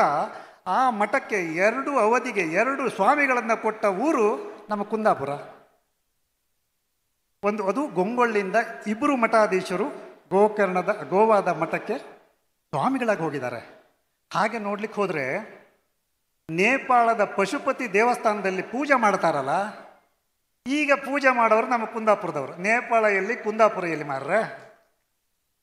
ನೀವು ನೇಪಾಳಕ್ಕೆ ಹೋಗಿ ಆ ಪಶುಪತಿ ದೇವಸ್ಥಾನಕ್ಕೆ ಹೋಗಿ ಭಟ್ರೆ ಹೆಂಗಿದ್ರಿ ಕೇಂದ್ರೆ, ನೀವು ಕುಂದಾಪುರದರ ಬನ್ನಿ ಮಾರ್ರೆ, ನಿಮಗೆ ಸ್ಪೆಷಲ್ ಟ್ರೀಟ್ಮೆಂಟ್ ಕೊಡ್ದಿರಿ ಮತ್ತು ಆಗಲಿ ಹೇಳಿ. ಅಂಥ ನೇಪಾಳ ತನಕ ನಾವು ಹೋಗಿ ಬಂದಾರ. ಅದಲ್ಲದೆ ನೀವು ರಾಮಚಂದ್ರಾಪುರ ಮಠ ಸ್ವಾಮಿಗಳ ಕೇಂದ್ರೆ, ಅದಕ್ಕೂ ಒಂದು ಮಠದ ಸ್ವಾಮಿಗಳನ್ನು ನಮ್ಮ ಉಪ್ಪುಂದ ಕೊಟ್ಟಿತ್ತು. ಈಗ ತೀರ್ಥಹಳ್ಳಿಯಲ್ಲಿ ಭೀಮನಕಟ್ಟೆ ಮಠ ಅಂತಿತ್ತು, ಆ ಮಠಕ್ಕೂ ಒಬ್ಬರು ಸ್ವಾಮಿಗಳ ಕುಂದಾಪುರದ ರಾಯರು. ಈಗ ಒಂದೆರಡಲ್ಲ, ನಾವು ಸಿನಿಮಾ ನಟರಾಗಿರ್ಬೋದು, ಕ್ರಿಕೆಟಲ್ಲಿ ಓಡಾಡಿರ್ಬೋದು, ಉದ್ಯಮಗಳಾಗಿರ್ಬೋದು, ಫಾರಿನ್ನಲ್ಲೆಲ್ಲ ಹೊಡೆದಿರ್ಬೋದು, ಎಲ್ಲ ಮಾಡುವುದು ಜೊತೆಗೆ ನಮ್ಮ ಅಬ್ಬಿ ಅದೆಷ್ಟೋ ಮಠಕ್ಕೆ, ಸಾವಿರಾರು ವರ್ಷದ ಇತಿಹಾಸ ಇರುವ ಮಠಕ್ಕೆ ಸ್ವಾಮಿಗಳು ಕೊಟ್ಟ ಊರು ಮಾರ್ರೆ ನಮ್ಮದು ಕುಂದಾಪುರ. ಸಾಮಾನ್ಯ ಊರಲ್ಲ. ನಾವೆಂತ ಮಾಡೋದಂದ್ರೆ ಕುಂದಾಪುರ ಭಾಷೆ ಅಂದ್ಕೊಂಡು ನೆಗೆಯಾಡಿ ಅದ್ರ ಭಾಷೆದು ನೆಗೆಯಾಡು ಭಾಷೆ ಅಂತ ಮಾಡಿದ್ದು ಬಿಟ್ಟರೆ, ನಮ್ಮ ಭಾಷೆ ಸಮ ಅಳತಿ ತೂಕ ಮಾಡ್ರೆ, ನೀವು ತಕಡಿಯಲ್ಲೋ ಮೀಟ್ರ್ನಲ್ಲೋ ತೂಕ ಮಾಡ್ರೆ ಯಾವ ಅಳತಿಗೂ ಸಿಗದೆ ಇರುವ ಭಾಷೆ ಇದ್ರೆ ಅದು ನಮ್ಮದು. ನಮ್ಮ ಇಡೀ ಕುಂದಾಪುರ ಕನ್ನಡ ಎಂಬುದು ನಮ್ಮ ಭುವನೇಶ್ವರಿ ಅಮ್ಮನ ಮುತ್ತಿನ ಮಾಲೆ. ಅದು ಈ ಮುತ್ತಿನ ಮಾಲೆ ಇಲ್ಲದೆ ಕನ್ನಡಮ್ಮ ಚಂದ ಕಾಣ್ತಿಲ್ಲ. ಕನ್ನಡಮ್ಮನ ಮುತ್ತಿನ ಮಾಲೆ ಇದ್ದರೆ ಅದು ನಮ್ಮ ಕುಂದಾಪುರ ಕನ್ನಡ. ಹಾಗಾಗಿ ನಂಗೆ ಹೇಳೋಕೆ ಧೈರ್ಯ, ಹೇಳೋಕೆ ಖುಷಿ. ಯಾಕಂದ್ರೆ ಅಷ್ಟು ಸಾಧನೆ ನಮ್ಮವ್ರದ್ದಿತ್ತು. ಇನ್ನೂ ಹೇಳೋಕೋರು ಸುಮಾರು ಇತ್ತು, ಟೈಮ್ ಸಾಕತ್ತಿಲ್ಲ. ನೀವು ಕೇಳಿ ಮತ್ತೊಂದು, ನೀವು ನೆಗಾಡುತ್ತೆ ನಂಗೆ ಹೇಳಕಾಯ್ತು. 2 ಯುವಕರು ಚಕ್ರಮಠ ಹಾಕಿ ಕೂತೀರಿ, ಕುಂದಾಪುರದಾರೇ ಕೂತೀರು. ಒಬ್ಬ ಕಾಲು ಬಿಟ್ಕ ಕೂತಿನಲ್ಲೇ ನಿಮ್ಮ ತಲೆಗೆ ಹಂಗೆ ಬಂದದ್ದಿದ್ರೆ 61 ವರ್ಷದ ನೀವು ಸ್ವಂತ ಮುರಿದು ಹೋಗಿ ನಿನ್ನೆ ರಾತ್ರಿ ಇಡೀ ಬಸ್ಸಾಗೋ ಕಾರಾಗೋ ಬರೋಕ್ಕಾಗದೆ ಮಲ್ಕೊಂಡು ಬಂದು ಸ್ವಂಟದ ಬೆಲ್ಟ್ ಹಿಂದೆ ಇಟ್ಕೊಂಡಿದೆ. ದಯವಿಟ್ಟು ಒಂದು ಕ್ಷಮೆ ಇರಲಿ. ನೀವು ಭಾಳ ಚಂದ ಕುಂದಾಪುರದ ಮೂಲ ಹೇಳ್ರಿ. ಹೊರಗಿನಿಂದ ಬಂದರು, ಬೇರೆ ಬೇರೆ ಭಾಷೆ ಮಾತಾಡುವರು, ಇವತ್ತು ಕುಂದಾಪುರದ ಭಾಷಿಗರಾಗಿ ಒಟ್ಟಾಗಿ ಸೇರ್ಕೊಂಡಿರಂತೆ. ಖುಷಿ ಆಯ್ತು. ನಾವು ಗಾಯಣ್ಣ ಅಂತ ಹೇಳುವುದು, ಗಾಯ್ಕೋಡ್ ಅಂತ ಹೇಳುವುದು, ಅದು ಇಷ್ಟು ಹೇಳ್ರ ಮೇಲೆ ಇನ್ನು ನಾಳಿಂದ ಹೇಳೋಕೆ ಒಂಚೂರು ಬೇಜಾರತ್ತ. ಗೋವದ್ದು ಕೋಡ್ ಅಂತ ಈಗ ಅಂತ ಕೇಳೋದು, ಕುಂದಾಪುರ ಕೋಡ್ ಅಂತ ಹೇಳುವ ಅಂಬಗತ್ತ. ಆದ್ರೆ ಇವತ್ತು ಸಂತೋಷ ಏನು ಕೇಳ್ರೆ, ಗೋವದಿಂದ ಬಂದು ಹಣ್ಣಾರು ಗಾಯಣ್ಣ ಇವತ್ತು ಕುಂದಾಪುರದ ಹಣ್ಣಾಯಿತು. ಮತ್ತು ಭಾಷೆ, ಕುಂದಾಪುರದ ಭಾಷೆಯಲ್ಲಿ ಹೊಗಳುವುದು ಕಷ್ಟ, ಬೈಯುವುದು ಸುಲಭ. ಬೈಯೋಕ್ಕೂ ಭಾಳ ಲಾಯ್ಕ್ ಶಬ್ದ ಇತ್ತು, ನಮಗೆ ಗೊತ್ತಿತ್ತು. ಹೆಚ್ಚು ಹೇಳ್ಕಂತಿಲ್ಲ, ಭಾಷೆಯನ್ನೇ ಇಟ್ಕೊಂಡು ಹೇಳುತ್ತೆ. ಎಲ್ಲಿ ಭಾಷೆ ಸತ್ತದ್ದು ಮರ ಅಂದ್ರೆ ಆಯ್ತಲ್ಲಿಗ ಅವ ಮತ್ತೆ ಮಾತಾಡ್ಕಂತಿಲ್ಲ. ಭಾಷೆ ಎಂಬುದನ್ನ ಇಟ್ಟುಕೊಂಡೇ ಬೈಗುಳ ಅನೇಕ ಬೈಯೋದಿತ್ತು. ಮತ್ತು ತೀರಾ ದೊಡ್ಡ ಬೈಗುಳ ಅಂದರೆ ಇನ್ನೊಬ್ರಿಗೆ ಅರ್ಥ ಇದೆ, ಕುಂದಾಪುರದವನೇ ಹೌದು ಅಂತಾದ್ರೆ ಅವ ಮತ್ತೆ ಮಾತಾಡೋಕಾಯ್ದಿದ್ದಂಗೆ ಮಾಡೋಕತ್ತು. ಅಷ್ಟು ಒಳ್ಳೊಳ್ಳೆ ಬೈಗುಳ ಇತ್ತು. ನನ್ನ ಜೊತೆ ಇದ್ದರೊಬ್ರು ಕುಂದಾಪುರದವರು, ನಾವು ಬೆಂಗಳೂರಲ್ಲಿ ಇದ್ದಾಗಲಿಕ್ಕೆ ಗಾಡಿಯಲ್ಲಿ ಹೋಪತ್ತಿಗೆ ಎದರಿಂದ ಯಾವನಾರು ಒಂದು ರಾಶಾಯಿ ಬಂದರೆ ಕುಂದಾಪುರದಾಗ ಸಮ ಬೈತಿದ್ರು. ಕುಂದಾಪುರ ಕನ್ನಡದಾಗೆ ಅವ ಖುಷಿಯಾಗಿ ಓದ್ತಿದ್ದ, ಅವನಿಗೇನಾಗ್ತಿರ್ಲ, ಇವ್ರಿಗೆ ಸಮಾಧಾನ ಆಗ್ತಿದ್ದ. ಅವ್ರು ಶುರು ಮಾಡೋ ಫಸ್ಟ್ ಶಬ್ದವೇ ಎಲಿ ಹೆಕ್ಕ ನೀನಂತ. ನಮ್ದು ಹೆಕ್ಕ ತಿಂಬದಂದ್ರೆ ಅದ್ರ ಅರ್ಥ ಹೇಳ್ರೆ ಅವ ಹೊಡೆದಿಕ್ಕೆ ಓದ್ತಿದ್ದ. ಆದ್ರೆ ಹೆಕ್ಕ ತಿಂಬದಮ್ದು ಅವನಿಗೆ ಅರ್ಥ ಇದ್ರೆ ನಮ್ಮ ಸಮಾಧಾನ. ಇದು ಕುಂದಾಪುರ ಕನ್ನಡದ ಭಾಷೆಗೆ ಹೊರಗಿನಾರು. ಈಗ ಒಂದು ಉದಾಹರಣೆ ಕೊಟ್ರಿ, ಹೋಳಿ ಕುಣಿತದ್ದು ಸತ್ಯ ಹೌದು, ಗೋದಿಂದ ಬಂದರು. ಅನೇಕ ಭಾಷಿಗರ ಕೊಡುಗೆ ನಮ್ಮಲ್ಲಿತ್ತು. ನಿಜವಾಗಿ ಕುಂದಾಪುರ ಅಧ್ಯಯನ ಪೀಠ ಪ್ರಾರಂಭ ಆಯಿತು. ಕುಂದಾಪುರ ಭಾಷೆಗೆ ಉಳಿದ ಭಾಷೆ ಕೊಡುಗೆಗಿಂತ ಕುಂದಾಪುರ ಕನ್ನಡ ಭಾಷೆ ಕೊಟ್ಟ ಕೊಡುಗೆ ಮೇಲೆ ಅಧ್ಯಯನ ಆಯಿತು. ಇವತ್ತು ಕೂಡ ಅನೇಕ ಹಳೆಗನ್ನಡದ ಶಬ್ದಗಳು ಯಥಾವತ್ತಿರುವುದು ಕುಂದಾಪುರ ಕನ್ನಡದಲ್ಲಿ. ಅದರಿಂದ ಕನ್ನಡದ ಶ್ರೀಮಂತ. ನೀವು ಹೇಳಿದ್ದನ್ನು ಸ್ವಲ್ಪ ಪರಿಷ್ಕಾರ ಮಾಡುತ್ತೆ. ಭುವನೇಶ್ ಕೊರಳಮಾಲೆ ಅಂತ ಹೇಳಿದ್ರಿ, ನಿಜವಾಗಿ ನೆತ್ತಿಯ ಮುತ್ತಿನ ಮುಕುಟ ಅಂತ ಮಾಡಿಬಿಡುವ ನಾವು. ಯಾಕಂದ್ರೆ ನೆತ್ತಿಯ ಮುತ್ತಿನ ಮುಟವೇ ಕುಂದಾಪುರ ಕನ್ನಡ. ಉಳಿದ ಕರ್ನಾಟಕದ ಕನ್ನಡದಲ್ಲಿ ಕನ್ನಡದ ಸೊಗಡು ಕಡಿಮೆ ಆಗ್ತಿತ್ತು. ನಮ್ಮಲ್ಲಿ ಮರ್ಕುದು ಎಂಬ ಶಬ್ದಕ್ಕೆ ಮರು ಅನ್ನೋದ್ರಿಂದ ಉತ್ಪತ್ತಿ.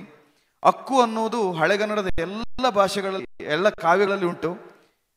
ಸರ್ವಜ್ಞನ ಅಂತ ಕಾವ್ಯಗಳಲ್ಲಿ ಅನೇಕ ಅಕ್ಕು ಅಕ್ಕು, ಬುದ್ಧಿ ಇಲ್ಲದವನ ಮುಖ ಅಂತಕ್ಕು ಇಂತಕ್ಕು ಅಂತ. ನಾವು ನಿತ್ಯ ಅಕ್ಕು ಅನ್ನೋದನ್ನು ಸದಾ ಬಳಸೋ. ಅಕ್ಕು ಮರಯ, ಹೊಯ್ಲಕ್ ಮರಯ, ಬರ್ಲಕ್ ಮರಯ, ಕೂರ್ಲಕ್ ಮರಯ, ಕಾಣ್ಲಕ್ ಮರಯ. ಅಕ್ಕು ಎಂಬುದು ನಮ್ಮ ಭಾಷೆಯಲ್ಲಿ ಉಂಟು.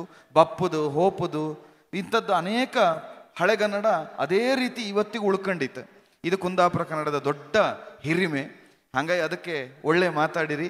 ಕಾಲ ಮೇಲೆ ಇಟ್ಕಣಕಂತಿಲ್ಲ, ನೀವು ಕಾಲ ಮೇಲ್ ಮಾಡಿ ಕೂತ್ಕೊಂಬಂಗೆ ಮಾತಾಡಿರಿ. ಹಾಗಾಗಿ ನಾವು ಅದಕ್ಕೆ ಧನ್ಯವಾದ ಹೇಳ್ತಾ ಅದನ್ನೇ ಸ್ವಲ್ಪ ಮುಂದುವರಿಸ್ತಾ ಗಿಳಿಯರ್ರೆ ನಿಮ್ಗೆ ಅದನ್ನು ಹಸ್ತಾಂತರಿಸ್ತೆ. ತುಂಬ ಕುಂದಾಪುರ ಅಂತ ಖುಷಿ ಪಟ್ಕೊಂಡಿತ್ತು, ನಮ್ಮ ಹೆಗಲ ನಾವು ತಟ್ಕೊಂಡಿತ್ತು. ಅದಕ್ಕೀಗ ನಿಮಗೆ ಅದನ್ನು ಹಸ್ತಾಂತರಿಸ್ತೆ.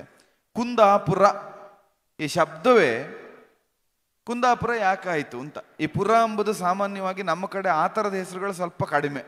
ಕುಂದಾಪುರ ಬಿಟ್ಟರೆ ಬೇರೆ ಪುರ ಕಡಿಮೆ. ಊರಿತ್ತು, ಹಾಡಿ ಇತ್ತು, ಹಕ್ಕಲಿತ್ತು, ಇದೆಲ್ಲ ತುಂಬ ಇತ್ತು. ಪುರ ಕಡಿಮೆ, ಕುಂದಾಪುರ ಮಾತ್ರ. ಬೇರೆ ಬೇರೆ ಬದಿ ಸುಮಾರು ಪುರಗಳಿತ್ತು. ರಾಂಪುರದಿಂದ ಹಿಡಿದು ಹರಿಹರಪುರದಿಂದ ಹಿಡಿದು ಅನೇಕ ಪುರಗಳಿತ್ತು.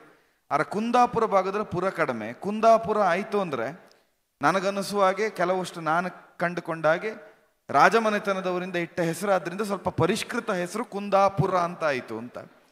ಈ ಕುಂದಾಪುರದ ಹೆಸರಿನ ಮೇಲೆ ಸ್ವಲ್ಪ ಬೆಳಕರಿಸಿ ಅದರೊಟ್ಟಿಗೊಂದು ಸೇರಿಸಿ ಬಿಡುತ್ತೆ. ಆಗ್ಲಿಕ್ಕೆ ಹೇಳಿದ್ದನ್ನು ಒಂಚೂರು ಕಂಟಿನ್ಯೂ ಮಾಡುತ್ತೆ, ಅದು ನಿಮಗೆ ಲಿಂಕ್ ಆಯ್ಲಿ ಅಂತ.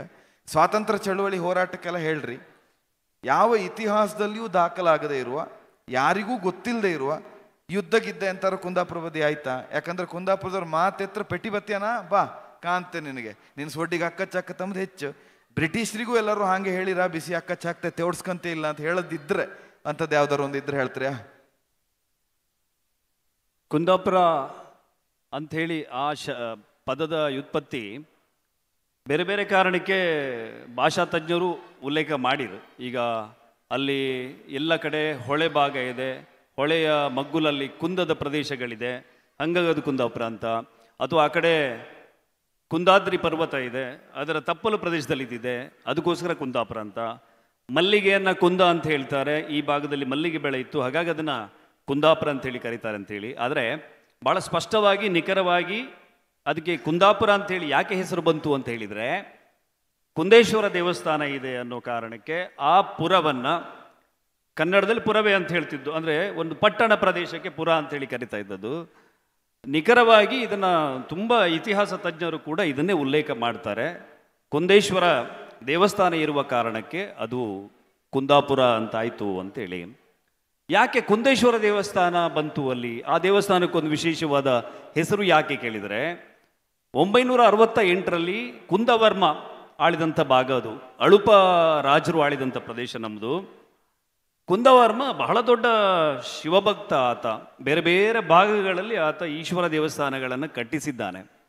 ಹಾಗೆ ಕುಂದಾಪುರದಲ್ಲಿ ಕುಂದವರ್ಮ ಕಟ್ಟಿಸಿದ ದೇವಸ್ಥಾನ ಆದ ಕಾರಣಕ್ಕೆ ಅದಕ್ಕೆ ಕುಂದೇಶ್ವರ ಅಂತೇಳಿ ಹೆಸರು ಬಂತು. ಅದು ಕಾಲಕ್ರಮೇಣ ಕುಂದಾಪುರ ಅಂತಲೇ ಖ್ಯಾತ ಆಯಿತು. ನೀವು ಇತಿಹಾಸ ದಾಖಲಿಸದ ಯಾವುದಾದ್ರೂ ಒಂದು ಯುದ್ಧ ಹೊಡ್ಪೆಟ್ಟು. ಈಗ ನಮಗೆ ವಿಜಯನಗರ ಸಾಮ್ರಾಟರು ಆಳ್ತಾ ಇದ್ದಂಥ ಪ್ರದೇಶ ನಮ್ಮದೆಲ್ಲ. ವಿಜಯನಗರ ಸಾಮ್ರಾಟರು ಒಂದು ಕಡೆ ಪೋರ್ಚುಗೀಸರ ಜೊತೆಗೆ ಒಂದು ಒಪ್ಪಂದವನ್ನು ಮಾಡ್ಕೊಳ್ತಾರೆ. ವಿಜಯನಗರದ ಅರಸ 1548ರಲ್ಲಿ ರಾಮರಾಯ ಪೋರ್ಚುಗೀಸರ ಜೊತೆ ಒಂದು ಒಪ್ಪಂದ ಮಾಡ್ಕೊಳ್ತಾನೆ. ಏನು ಅದು?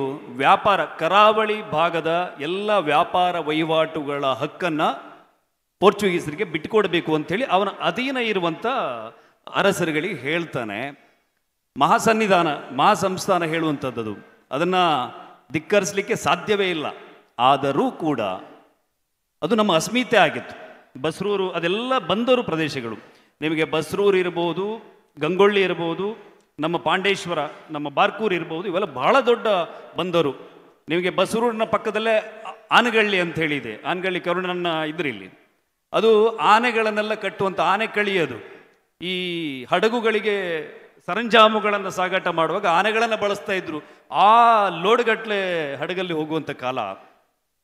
ಈ ಸೂರಾಲಿನ ತೋಳಹರ ಅರಸರು ವಿಜಯನಗರ ಸಾಮ್ರಾಟರ ಈ ಆದೇಶವನ್ನು ಒಂದು ಕಡೆ ಧಿಕ್ಕರಿಸ್ಬಿಡ್ತಾರೆ. ಹೆಂಗಾಗತ್ತದು? ಆಗಲ್ಲ. ಯಾಕಂದರೆ ಇದು ವ್ಯಾಪಾರ ಮಾಡೋದು ನಮ್ಮ ಹಕ್ಕು, ಇದನ್ನೆಲ್ಲ ಇದು ಮಾಡ್ಕೊಂಡು ಬಂದು ಏನೋ ಇದರ ಅಧಿಕಾರ ವ್ಯಾಪ್ತಿ ನಮ್ಮದು, ಪೋರ್ಚುಗೀಸರಿಗೆ ನಾವು ಬಿಟ್ಕೊಡೋಕ್ಕಾಗಲ್ಲ ಅನ್ನೋ ರೀತಿಯಲ್ಲಿ ಅದಕ್ಕೆ ಸಡ್ಡು ಹೊಡೆದು ನಿಲ್ತಾರೆ. ಸುತ್ತಮುತ್ತ ಇರುವಂಥ ಪೆರಡೂರಿನ ಗುತ್ತಿನ ರಾಜರನ್ನ ನೆರವು ಕೇಳ್ತಾರೆ, ಇವ್ರನ್ನ ಓಡಿಸ್ಬೇಕು ನಾವು ಪೋರ್ಚುಗೀಸರನ್ನ ಅಂತ. ಹೊನ್ನೆಗಂಬಳಿ ಅರಸರನ್ನ ಹೋಗಿ ಕೇಳ್ತಾರೆ, ನಾವು ಯಾಕಂದರೆ ಎಲ್ಲ ದೊಡ್ಡ ಮಟ್ಟದಲ್ಲಿ ಕಾಳು ಮೆಣಸು ಸಾಂಬಾರು ಪದಾರ್ಥಗಳ ವ್ಯಾಪಾರದ ವಹಿವಾಟಿರುವಂಥ ಕಾಲ. ಅವರೆಲ್ಲ ಬೆಂಬಲ ಕೊಡ್ತಾರೆ. ಪೋರ್ಚುಗೀಸರ ವಿರುದ್ಧ ತೋಳಹರ ಅರಸರು ಯುದ್ಧಕ್ಕೆ ನಿಲ್ತಾರೆ. ರಣರೋಚಕವಾದ ಕಥನ ಅದು. ಇತಿಹಾಸದ ಯಾವ ಪುಟದಲ್ಲೂ ಕೂಡ ಬಹುಶಃ ನಮ್ಮ ಪಠ್ಯ ಪುಸ್ತಕದಲ್ಲಿ ನಾವು ಓದೇ ಇಲ್ಲ. ಅಲ್ಲಿ ಒಬ್ಬ ಕದ್ರು ಡಿಸಿಲ್ವಾ ಅಂಥೇಳಿ ಪೋರ್ಚುಗೀಸ್ ಕ್ಯಾಪ್ಟನ್ ಬರ್ತಾನೆ. ಫೈಟ್ ಆಗುತ್ತೆ, ಪಿರಂಗಿಗಳ ದಾಳಿ ಅವರದ್ದು. ಇವರೆಲ್ಲ ಒಂಥರ ಬುಡಕಟ್ಟು ಜನಾಂಗದ ಏನು ಕಟ್ಟಾಳುಗಳನ್ನು ಬಳಸಿಕೊಂಡು ಯುದ್ಧವನ್ನು ಮಾಡ್ತಾರೆ. ಪೋರ್ಚುಗೀಸರು 20 ಪಿರಂಗಿ ಮದ್ದುಗುಂಡುಗಳ ಸಮೇತ ಓಡಿ ಹೋಗ್ತಾರೆ. ಬಸ್ಸೋಡಿಂದ ಓಡಿ ಹೋಗ್ತಾರೆ ಅವರು. ಅಲ್ಲಿಂದ ಓಡಿ ಹೋಗಿ ಮತ್ತೆ ಪೋರ್ಚುಗೀಸ್ ವೈಸ್ರಾಯ್ ಎಂಟ್ರಿ ಆಗ್ತಾನೆ. ಅವನು ಹಡಗುಗಳ ಮೂಲಕ ಮತ್ತಷ್ಟು ಸೈನ್ಯಗಳನ್ನು ಮತ್ತಷ್ಟು ಪಿರಂಗಿಗಳನ್ನು ಹೇರ್ಕೊಂಡು ಬಂದು, ಅವನ ಹೆಸರು ವೈಸ್ರಾಯ್ ಅತ್ತೈಡೆ ಅಂತೇಳಿ ಅವನ ಹೆಸರು. ಅವನು ಬಂದ್ಬಿಟ್ಟು ಈ ನಮ್ಮ ತೋಳಹರ ಅರಸರನ್ನ ಮಟ್ಟ ಹಾಕ್ತಾನೆ. ಅದರ ನಂತರ ಪೋರ್ಚುಗೀಸರ ಜೊತೆಗೆ ನಮ್ಮ ರಾಜರ ಒಪ್ಪಂದ ಸಹಜ. ಯಾಕಂದರೆ ಪೋರ್ಚುಗೀಸರು ಮತ್ತು ನಮ್ಮ ವಿಜಯನಗರ ಸಾಮ್ರಾಟರು ಅಥವಾ ಅಧೀನ ಈಗ ಕೆಳದಿ ವಂಶಸ್ಥರು ಎಲ್ರಿಗೂ ಕೂಡ ಬಹಳ ಎದುರಾಳಿಗಳಾಗಿರುವಂಥವರು ಅರಬ್ಬರು ಬಹಳ ಕಿರಿಕಿರಿ ಮಾಡ್ತಾಯಿದ್ರು. ಅವರು ಬಹಳ ವಿಧ್ವಂಸಕರು. ಬಂದ್ಬಿಟ್ಟು ಬೆಂಕಿ ಹಾಕೋದು, ನಿಮಗೆ ಮಠಗಳನ್ನು ಸುಡೋದು. ಉದಾಹರಣೆಗೆ ನಿಮಗೆ ಟಿಪ್ಪು ಸುಲ್ತಾನ್ ಬಂದು ಬಸ್ರೂರಿನ ಪಕ್ಕದಲ್ಲಿರುವಂಥ ಸದಾನಂದ ಮಠಕ್ಕೆ ಬೆಂಕಿ ಹಾಕ್ತಾನೆ. ಇವತ್ತು ಕೂಡ ಗುಪ್ಪೆಹಾಡಿ ಅಂತೇಳಿ ಒಂದು ಜಾಗಕ್ಕೆ ನೀವು ಇವತ್ತು ಕೂಡ ಹೋದರೆ ಅಲ್ಲಿ ಒಂದು ಸದಾನಂದ ಮಠದ ಬಹಳ ದೊಡ್ಡ ಮಠ, ಅದು ದೊಡ್ಡ ವಿದ್ಯಾ ಪರಂಪರೆಗಳನ್ನು ಮುಂದುವರಿಸ್ಕೊಂಡು ಬಂದಂಥ ಮಠ. ಆದರೆ ಅಲ್ಲಿ ಬೆಂಕಿ ಹಾಕಿ ಆ ಇಡೀ ಮಠವನ್ನು ನಾಶ ಮಾಡ್ತಾರೆ. ಹಾಗೆ ಅರಬ್ಬರು ಕೂಡ ಈ ಥರದ ಕುಕೃತ್ಯಗಳನ್ನು ಮಾಡುವಂಥದ್ದಿತ್ತು. ಹಾಗಾಗಿ ಪೋರ್ಚುಗೀಸರು ಮತ್ತು ನಮ್ಮ ಅರಸರು ಒಂದು ರೀತಿಯಲ್ಲಿ ಸಮನ್ವಯತೆಯಲ್ಲಿ ಮತ್ತೆ ರಾಜ್ಯಭಾರವನ್ನು ನಡೆಸ್ಕೊಂಡು ಹೋಗ್ತಾರೆ. ಇತಿಹಾಸ ಕಾಣದೇ ಇದ್ದದೊಂದನ್ನು ಭಾಳ ಚಂದ ಹೇಳಿದ್ರಿ. ನಮ್ಮ ಕುಂದಾಪುರ ಭಾಗದಲ್ಲಿ ದಾಖಲಾದ ಕಥೆಗಳು ತುಂಬ ಉಂಟು. ದಾಖಲಾಗದ್ರ ಮೇಲೆ ಬೆಳಕು ಚೆಲ್ಲಬೇಕು. ಒಂದು ಒಳ್ಳೆಯ ರೋಮಾಂಚಭರಿತವಾದ ಕಥೆಯನ್ನೇ ಹೇಳಿದಿರಿ, ಸಂತೋಷ ಆಯಿತು. ಅದನ್ನು ಹೇಳ್ತಾ ಪ್ರಾಸಂಗಿಕವಾಗಿ ಒಂದು ಮಾತು ಹೇಳಿದ್ರಿ ನೀವು. ಅಲ್ಲಿ ಸದಾನಂದ ಮಠದಲ್ಲಿ ವಿದ್ಯಾದಾನ ನಡೀತಾ ಇತ್ತು ಅಂತ. ಆ ವಿದ್ಯಾದಾನದ ಎಳೆಯನ್ನು ಇಟ್ಟುಕೊಂಡು ನಾನು ನಿಮಗೆ ಮುಂದುವರಿಸ್ತೇನೆ. ಈಗ ಅವರು ಕೊಟ್ಟದ್ದನ್ನು ನಿಮಗೆ ದಾಟಿಸೋದು, ನಿಮಗೆ ಕೊಟ್ಟದ್ದನ್ನು ಅವರು ದಾಟಿಸೋದು. ವಿದ್ಯಾದಾನ ಅಂದರೆ ಎಲ್ಲಿ ಹೋದರೂ ನಿಮಗೆ ಒಂದು ದೊಡ್ಡ ಪ್ರಶಂಸೆ ಸಿಕ್ಕತ್ತು ಕುಂದಾಪುರದವರಿಗೆ. ಕುಂದಾಪುರದವ್ರು ಭಯಂಕರ ಬುದ್ಧಿವಂತರು ಅಂತ ದೀಪಕ್ ಶೆಟ್ಟರು ಕೂತ್ಕೊಂಡಿರು ಸಾಕ್ಷಿಯಾಗಿ ನಮ್ಮ ಕಣ್ಣು ಮುಂದೆ. ಎಲ್ಲವರು ಏನಾದ್ರು ಮಾಡ್ತಾರೆ, ಅವ್ರು ಇಷ್ಟು ದೊಡ್ಡ ಹಬ್ಬ ಮಾಡಿದ್ದೇ ಅವ್ರು ಯಾರನ್ನೂ ಅಡಿ ಮೇಲೆ ಮಾಡ್ತಾರೆ. ಹಾಗಿನವ್ರು ಮಸ್ತ್ ಜನ ಕುಂದಾಪುರದಾಗ ಆಯಿ ಹೋಯ್ರು. ಈಗ ಅವ್ರ ಮುಂದೆ ಅವರಂಥವ್ರು ಆಪಕ್ಕಿದ್ರು. ಹಾಗಾಗಿ ಬುದ್ಧಿವಂತರ ಜಿಲ್ಲೆ ಅಂತ ಇಡೀ ಉಡುಪಿ ಜಿಲ್ಲೆಗೆ, ದಕ್ಷಿಣ ಕನ್ನಡಕ್ಕೆ ಇವತ್ತಿಗೂ ಹೆಸರಿತ್ತು. ಆದರೆ ಅದು ನಮಗೆ ದಾಖಲೆಯಲ್ಲಿ ಎಲ್ಲಿಗೆ ನಿಂತಿತ್ತು ಕೇಳಿದ್ರೆ SLC ಮತ್ತು PUC ರಿಸಲ್ಟಿಗೆ ಮಾತ್ರ ನಿಂತಿತ್ತು. ಅದು ಬುದ್ಧಿವಂತರ ಜಿಲ್ಲೆ ಅಂತ. ಅದಲ್ಲ, ತುಂಬ ಕಡೆ ನಮ್ಮನ್ನು ಒಂದು ಸಣ್ಣ ಟೀಕೆ ಮಾಡಲಿಕ್ಕೆ, ವ್ಯಂಗ್ಯ ಮಾಡಲಿಕ್ಕೆ, ವ್ಯಂಗ್ಯ ಚಿತ್ರ ಬರೆಯುವಾಗ ಹೇಳ್ತಾರೆ ಚಂದ್ರಲೋಕಕ್ಕೆ ಹೋದರೂ ಕುಂದಾಪುರದವ್ರದ್ದೊಂದು ಹೋಟ್ಲ್ ಇರುತ್ತೆ ಅಂತ. ಇದು ಒಂದು ವ್ಯಂಗ್ಯವಾಗಿ ಅವರು ಮಾಡಿದ್ದಾದರೂ ನಾನು ಹೇಳೋದು ಅದು ವ್ಯಂಗ್ಯ ಅಲ್ಲ, ನಮ್ಮ ಪ್ರಶಂಸೆ. ಚಂದ್ರಲೋಕದಲ್ಲಿ ಹೋಟ್ಲು ಮಾಡೋ ಕಾತ್ತಂಬ ಕಲ್ಪನೆ ಬಪ್ಪದಿದ್ರದ್ದು ಕುಂದಾಪುರದವರಿಗೆ, ಮತ್ತು ಬೇರೆ ಯಾರಿಗಾತಿಲ್ಲ. ಯಾಕಂದ್ರೆ ಶತಶತಮಾನದ ಹಿಂದೆ ಕುಂದಾಪುರ ಬದಿಯಿಂದ ಹೊಯ್ಲೆದ್ದು ಹೋಯಿ ಬೊಂಬೈಯಾಗೋ ಡೆಲ್ಲಿಯಾಗೋ ಇಡೀ ದೇಶದಾಗ ಎಲ್ಲೆಲ್ಲೆಲ್ಲ ಹೋಗಿ ಹೋಟ್ಲು ಮಾಡಿ ಇವತ್ತು ಇನ್ನೊಬ್ಬರಿಗೆ ಅನ್ನ ಹಾಕೋದಿದ್ರು ಕುಂದಾಪುರದವ್ರು ಅಡುಗೆ ಮಾಡಿದಷ್ಟು ಲಾಯ್ಕ್ ಮಾಡೋಕ್ಕಾತಿಲ್ಲ ಅಂತ ಹೇಳಿ ಉಳಿದವರು ಅನುಕರಣೆ ಮಾಡುವಾಗ ನಾವು ಬೆಳೆದ ನಿಂತಿತ್ತು ಬುದ್ಧಿವಂತಿಕೆಯಲ್ಲಿ, ನಮ್ಮ ಪಾಕ ಪ್ರವೀಣತೆಯಲ್ಲಿ. ಅದಕ್ಕೊಂದು ಪೂರಕವಾಗಿ ನಮ್ಮ ಕುಂದಾಪುರದ ಪರಿಸರ ಕಂಡ್ರೆ, ಕುಂದಾಪುರ ಭಾಗದಲ್ಲಿ ದೇವಸ್ಥಾನದಲ್ಲಿ ಅನ್ನದಾನ ಇದ್ದಷ್ಟು ಬಹುಶಃ ಬೇರೆ ಬದಿಯಲ್ಲಿಲ್ಲ. ಕರಾವಳಿ ಉದ್ದಗಲಕ್ಕೂ, ಅದರಲ್ಲೂ ವಿಶೇಷವಾಗಿ ಕುಂದಾಪುರ ಶಾಕ್ತೆಯ ಪರಂಪರೆ, ಕುಂದಾಪುರದ ಶಕ್ತಿಪೀಠಗಳಲ್ಲಿ ನಿತ್ಯ ಅನ್ನದಾನ. ಕುಂದಾಪುರ ಬದಿ ಯಾವ ದೇವಸ್ಥಾನಕ್ಕೆ ಮಧ್ಯಾಹ್ನ ಹೋದ್ರೂ ಊಟ ಇತ್ತು. ಕುಂದಾಪುರದವರು ಅಷ್ಟು ದಾನ ಮಾಡ್ತರು, ಅಷ್ಟು ಧರ್ಮ ಮಾಡ್ತರು ಅಂತ. ಇದೆಲ್ಲ ಸಾಧ್ಯ ಆದ್ದು ಕುಂದಾಪುರದವ್ರು ಹೊರಗಡೆ ಹೋಗಿ ದುಡಿದ್ರು ಅಂತ. ನನಗೊಂದು ಸಣ್ಣ ಕುತೂಹಲ, ಕುಂದಾಪುರದವ್ರು ಹೊರಗೋಗಿ ದುಡಿದದ್ದು ಸರಿ, ಊರು ಬಿಟ್ಟದ್ದು ಸರಿ. ಊರು ಬಿಡಕ್ಕೆ ಶುರು ಮಾಡಿ ಕೆಲವು ಕಾಲ ಆಯ್ತು. ಹಂಗೆ ಇವರೆಲ್ಲ ನಾವೆಲ್ಲ ಇಲ್ಲಿತ್ತೀಗ ಬೆಂಗಳೂರಾಗೆ. ಊರು ಬಿಡದಿರೋ ಊರಾಗೆ ಇರ್ತಿತ್ತು. ಈ ಊರು ಬಿಡುವಲ್ಲಿ ಅದರದ್ದು ಇನ್ನೊಂದು ಮುಖ ಇತ್ತಲ್ಲ, another face of the coin. ಬಹುಶಃ ಊರಾಗೆ ಎಂಥದ್ದು ಇಲ್ಲದೆ ಊರು ಬಿಟ್ರಾ? ಈಗ ಊರು ಬಿಡ್ಕರೆ ಊರು ನಾವು ತುಂಬ ಕುಂದಾಪುರನ ಹೆಮ್ಮೆಯಿಂದ ಹೇಳುತ್ತೆ, ಕುಂದಾಪುರ ನಮ್ಮದು ಭಯಂಕರ ಅಂತ. ನಾವು ಬಿಗುವೆ ನಮ್ದು ಹೊಡ್ತೇವೆ, ನಮ್ದು ಜಾಪ್ ಜರ್ರಿ ಇದ್ದದ್ದೇ ಅಂತ. ಆದ್ರೆ ಇಷ್ಟಿದ್ದರ ಊರು ಬಿಟ್ಟದ್ದು ಯಾಕೆ ಅಂತ ಒಂದು ಪ್ರಶ್ನೆ ಬತ್ತು. ದುಡಿಮೆಗಲ್ಲೇ ಅವಕಾಶ ಇರಲಿಲ್ಲ ಒಂದು. ಇನ್ನೊಂದು, ಕುಂದಾಪುರ ಭಾಗದವರೆಲ್ಲ ಆಗ್ಲಿಕ್ಕೆ ಓದದ್ದೆಲ್ಲ ಬೇರೆ ಬದೆಗೆ. ಮೈಸೂರಿಗೆ ಹೋಗಿ ಓದ್ದರಿದ್ರು, ಬೆಂಗಳೂರಿಗೆ ಹೋಗಿ ಓದ್ದರಿದ್ರು, ರಾಯಚೂರು ಹುಬ್ಬಳ್ಳಿ ಡಾಕ್ಟರ್ ಆದರೆಲ್ಲ, ಕುಂದಾಪುರ ಬದಿ ಡಾಕ್ಟರ್ ಆದರೆಲ್ಲ ಡಾಕ್ಟ್ರ್ ಮಾಡೋಕೆ ಬೇರೆ ಬದಿಯೇ ಓದ್ದು ಮೆಡಿಕಲ್ಗೆ. ಅಂದ್ರೆ ನಮ್ಮ ಭಾಗದಾಗೆ ವಿದ್ಯಾಸಂಸ್ಥೆಗಳಾಗಿರಲಿಲ್ಲ, ವಿದ್ಯೆಗೆ ಪ್ರೋತ್ಸಾಹ ಇರಲಿಲ್ಲ. ಕೃಷಿ ನಂಬ್ಕಂಡನ ಕೃಷಿ ಬಿಟ್ಟು ಹೊರಡು ಕಾರಣ ಅಂತ. ಇದ್ರ ಮೇಲೊಂದು ಸಾಮಾಜಿಕ ಚಿಂತನೆ ಮೇಲೊಂದು ಬೆಳಕು ಚೆಲ್ಲಕ್ಕ. ನೀವೀಗ ಹೇಳ್ತಾ ಇದ್ದಾಗ ನನಗನ್ಸದ್ದು, ನಾವೆಲ್ಲ ಸಣ್ಣಕಿಪ್ಪತ್ತಿಗೆ 5-6 ಕ್ಲಾಸ್ ಆದ್ರೆ ಭಾರಿ ದೊಡ್ಡದು. 5ನೇ ಕ್ಲಾಸ್ ಕಲ್ತ ಅಂದ್ರೆ ಇವು ನೆಕ್ಸ್ಟ್ ಕೆಲ್ಸಕ್ಕೆ ಹೋಗ್ತಾನೆ. ಮನೇಲಿ ಗೆದ್ದಿ ಬೇಸಾಯ ಇದ್ರೆ ಗೆದ್ದಿ ಬೇಸಾಯ, ಒಂಚೂರು ಅಂಗಿ ಬುಡ್ಡಿ ಸಮ ಹಾಕೊಂಬನಿದ್ರೆ ಅವ್ನು ಸೀದಾ ಹೋಗೋದು ಬಾಂಬೆಗೆ ಹೋಗಿ ಮಾಡೋದು ಅಂತ ಕೇಂದ್ರ ಅಲ್ಲಿ ಯಾರ್ದೋ ಒಂದು ಪೈಕಿಯರ್ ಹೋಟ್ಲಿಗೆ ಹೋಗಿ ನಿಲ್ಲು. ಹಾಗೆ ಬೆಂಗಳೂರೆಲ್ಲ ಈಗ 30 ವರ್ಷ 25-30-35 ವರ್ಷದ ಬಿಟ್ಟರೆ ಮೊದಲೆಲ್ಲ ಬಾಂಬೆ ಎಂತ ಕೇಂದ್ರ ಅಲ್ಲಿ ಹೋಟ್ಲಿಗೆ ಹೋಗಿ ಸೇರು. ಹಾಗೆ ಕುಂದಾಪುರದವ್ರು ಪೂರ ಬೇರೆ ಬೇರೆ ಊರಿಗೆ ಹೋಗಿ ಹೋಟ್ಲಲ್ಲಿ ಅನ್ನ ಹುಡುಕಿ ಹೋದವ್ರು ಇದ್ರಲ್ಲ, ಅದನ್ನೆಲ್ಲ ಕಾಂತ ಕುಂದಾಪುರದಲ್ಲಿ SLC ವರೆಗೆ ಮಾತ್ರ ಕಡೆಗೊಂದು ಬೋರ್ಡ್ ಹೈಸ್ಕೂಲ್ ಆಯಿತು. ಅಂಥ ಕಾಲದಲ್ಲಿ 1955-60ನೇ ಇಸುವಿಯಲ್ಲಿ ಬಹ್ರೀನ್ನಲ್ಲಿ ಒಬ್ಬರು ಡಾಕ್ಟ್ರ್ ಇದ್ದೀರು. ಅವ್ರ ಊರು ಕುಂದಾಪುರ. ಅವ್ರು ಎಲ್ಲೋ ಒಂದು 2 ವರ್ಷಕ್ಕೊಂದ್ಸಲ ಊರಿಗೆ ಬಂದಾಗ ಕುಂದಾಪುರದವ್ರು ಯಾರು ಕಂಡ್ರು ಎಲ್ಲೋ ಬೆಂಗಳೂರು ಹೋಟ್ಲಿಗೆ ಹೋಗೋದು, ಇಲ್ಲ ಬಾಂಬೆಗೆ ಹೋಟ್ಲಿಗೆ ಹೋಗೋದು. ಈ ಕುಂದಾಪುರದವರಿಗೆ ಹೋಟ್ಲಿಗೆ ಹೋಗೋದು ಯಾಕೆ? ಈ ಮನೆ ಕೃಷಿ ಮಾಡುವುದಿಲ್ಲ, ಹಂಗಾರೆ ಇವ್ರಿಗೆ ಎಂತ ಮಾಡ್ಲಕ್ಕಂತೇಳಿ ಅವ್ರು ಆಲೋಚನೆ ಮಾಡೋದು, ನಾವು ಹೀಗೆ ಬಿಟ್ಟರೆ ಇವರು ಹೋಟ್ಲ್ ಕೆಲಸವೇ ಆಗತ್ತೆ ಅಂಥೇಳಿ ಅವರಲ್ಲೊಂದು ಕುಂದಾಪುರದವರಿಗೆ ಒಂದು ವಿದ್ಯಾಭ್ಯಾಸಕ್ಕೊಂದು ವ್ಯವಸ್ಥೆ ಆಯ್ಕಂತೇಳಿ ಆ ಭಂಡಾರಕಾರರು 1960ನೇ ಇಸುವಲ್ಲಿಗೆ ಆಲೋಚನೆ ಮಾಡಿದಾರ. ಆ ಬಹ್ರೇನ್ನಲ್ಲಿ ದುಡಿದ ಇಡೀ ಅವರ ಬದುಕಿನ ದುಡಿಮೆ ಉಂಟಲ್ಲ 60ನೇ ಇಸುವಲ್ಲಿ 2 ಲಕ್ಷ ರೂಪಾಯಿ. ಅಂದರೆ ಹೆಚ್ಚು ಕಡಿಮೆ ಈಗಳಿಂದ 30 ಕೋಟಿ ರೂಪಾಯಿ ಅಂದಾಜಾಗತ್ತೆ. ವ್ಯಾಲ್ಯೂಯೇಷನ್ ಅಂದಾಜು ಮಾಡ್ರೆ 2 ಲಕ್ಷ ರೂಪಾಯಿಯನ್ನು ನನ್ನ ಹೆಸರು ಬೇಡ, ನಮ್ಮ ಕುಟುಂಬದ ಹೆಸರು ಬೇಡ, ನಮ್ಮ ಕುಂದಾಪುರದವರಿಗೆ ಅಲ್ಲಿಗೆ ಒಂದು ಒಳ್ಳೆ ಕಾಲೇಜ್ ಆಯ್ಕೆ, ಅವ್ರ ಮಕ್ಳಿಗೆ ಶಾಲೆ ಹಂಗೆ ಆಯ್ಕೆ, ಅವರು ಶಾಲೆ ಕಲಿತು ಡಿಗ್ರಿ ಮಾಡೋಕೆ ಅಂತ ಒಂದು ವ್ಯವಸ್ಥೆ ಮಾಡಿ. ಹಂಗೆ ಮಾಡದೇ ಇದ್ದರೆ ಕುಂದಾಪುರದವ್ರು ಪೂರ ಹಿಂಗೆ ಆತ ಅಂಥೇಳಿ ಕೊಟ್ಟರ ಶ್ರೀನಿವಾಸ್ ಭಂಡಾರ್ಕರ್ ಅಂಥೇಳಿ. ಅವರ 2 ಲಕ್ಷ ಕೊಟ್ಟಕ್ಕೆ ಮಾಡಿದ ಕಾರಣಕ್ಕೆ ಆವಾಗ ಎಲ್ಲೂ ಕಾಲೇಜ್ ಇರಲಿಲ್ಲ. ಕೊಲ್ಲೂರಾಗಿಲ್ಲ, ಶಿರೂರಾಗಿಲ್ಲ, ಬೈಂದೂರಾಗಿಲ್ಲ, ಬ್ರಹ್ಮಾವರದಾಗಿಲ್ಲ, ನೇರಳಕಟ್ಟಾಗಿಲ್ಲ, ಸಿದ್ದಾಪುರದಾಗಿಲ್ಲ, ನೀವು ಯಾವ ಭಾಗ ಕಂಡ್ರು ಕಾಲೇಜ್ ಇಲ್ಲ, ಹೈಸ್ಕೂಲ್ SLC ಹಬ್ಬ. ಹಾಗೆ ಅವರು ಕೊಟ್ಟದ 2 ಲಕ್ಷ ರೂಪಾಯಿ ಇವತ್ತು ಇಡೀ ಕುಂದಾಪುರಕ್ಕೆ ಹೊರ ನಿಮಗೆ ಆ ಶಾಸ್ತ್ರಿ ಪಾರ್ಕ್ ಅಂತ ಹೇಳ್ರಲ್ಲ, ಅದೇ ಶಾಸ್ತ್ರಿ ಪಾರ್ಕಾಗ ಒಂದು ಸ್ವಲ್ಪ 100 ಮೀಟ್ರ್ ಮುಂದೆ ಹೊರಲ್ಲ, ನೀವು ಮೊನ್ನೆ ಲೈಬ್ರರಿ ಕೂತ್ಕೊಂಡಿರಲ್ಲ, ಅಂಥ ದೊಡ್ಡ ಕ್ಯಾಂಪಸ್ ಆ AS ಭಂಡಾರ್ಕರ್ ಅವರು ಇಡೀ ಬದುಕಿನ ತನ್ನೆಲ್ಲ ಏನು ದುಡ್ದಿರೋ ಅದನ್ನೆಲ್ಲ ಕೊಟ್ಟು, ನನ್ನ ಹೆಸರು ಬೇಡ ಮಾರ್ರೆ, ನನ್ನ ಹೆಸರು ಬೇಡ, ಕುಂದಾಪುರ ಕಾಲೇಜ್ ಮಾಡಿ ಕಡೆಗ ದುಡ್ಡು ತಕ್ಕಂಡರಿಗೆ ಸಮಾಧಾನ ಆಗದೆ, ಬೇಡ ಮಾರ್ರೆ ನಿಮ್ಮ ಫ್ಯಾಮಿಲಿ ಹೆಸರು ಅವರು ಇಡ್ತು ಅಂತೇಳಿ ಭಂಡಾರ್ಕರ್ಸ್ ಕಾಲೇಜ್ ಅಂತ ಬಂತದಕ್ಕೆ. ಅದ್ರ ಮೇಲೆ ಒಬ್ಬೊಬ್ಬರೇ ನಾವೆಲ್ಲ ಡಿಗ್ರಿ ಮಾಡೋ ಕಾರಣ ಅಂತ ಕೇಂದ್ರೆ ಕುಂದಾಪುರ ಕಾಲೇಜ್ ಇತ್ತು. ಬೆಂಗಳೂರಿಗೆ ಹೋಗ್ಬೇಕೇಳಿಯ, ಮೆಡ್ರಾಸಿಗೆ ಹೋಗ್ಬೇಕೇಳಿಯ, ಡಾಕ್ಟ್ರ್ ಇಂಜಿನಿಯರಿಂಗ್ ಆವಾಗ ವಿಷಯವೇ ಅಲ್ಲ ನಮ್ಮದು. ನಮಗೆ ಒಟ್ಟಾರೆ ನಮ್ಮ ಅಪ್ಪಂದ ಏನಂದ್ರೆ ಇವ ಹೋಟ್ಲ್ ಕೆಲ್ಸಕ್ಕೆ ಹೋಗಕ್ಕಾಗ, ಏನಾರು ಒಂದು ಎರಡು ಕೆಲಸ ಕಲಿ, ನನ್ನ ಹಂಗೆ ಇವ ಅಪ್ಪಕ್ಕಾಗ ಅಂತೇಳಿ ಆ ಒಂದು ಮನ್ವಂತರ ಬಂತಲ್ಲ, ನನ್ನ ಹಂಗೆ ಇವ್ ಗೆದ್ದಿ ಬೇಸಾಯ ಮಾಡೋದು ಬೇಡ ಅಂತ ಬಂತಲ್ಲ, ಅದಕ್ಕೆಲ್ಲ ಒಂದು ಕಡೆ ಪ್ರೇರಣೆ ಕೊಟ್ಟದ್ದಿದ್ರೆ ಆ ಭಂಡಾರ್ಕಾರ್ ಅಂತ ನಾನು ಆಲೋಚನೆ ಮಾಡ್ತೆ. ಅದ್ರ ಮೇಲೆ ಶುರುವಾಯ್ತು ಕಣ, ಇಂಥದ್ದು ಎಲ್ಲರೂ ಡಿಗ್ರಿಯೇ, ಒಂದು ಹೆಣ್ಮಕ್ಳಿಗೆ SLC ಅಲ್ಲ PUC ಎಂಥದ್ದು ಮಾಡೋಕಾಯ್ತಿದ್ವಿ. ಇವತ್ತು ಕುಂದಾಪುರದವ್ರು ಎಲ್ಲರೂ ಎಷ್ಟು ಜನ ಇಂಜಿನಿಯರ್, ಯಾವ ಊರಿಗೆ ಹೋರು, ನಾನು ಅಮೇರಿಕದ ಹೊರೆ ಕುಂದಾಪುರದವ್ರು ನಮ್ಮನೆ ಊಟಕ್ಕೆ ಬನ್ನಿ ಅಂತ. ಆ ಫಿಜಿ ಅಂತೇಳಿ ಹಣ್ಣು ಐಲ್ಯಾಂಡಿಗೆ ಹೋಯ್ದೆ, ಅಲ್ಲೊಬ್ಬ ಕುಂದಾಪುರದವ UA ಎಕ್ಸ್ಚೇಂಜ್ ಕೆಲಸ ಮಾಡ್ತಿದ್ದ, ನಾನು ರಜೆ ಹಾಕಿ ನಿಮ್ಗೆ ತಿರ್ಸ್ತೆ ಅಂತ ಮಾರ್ರೆ.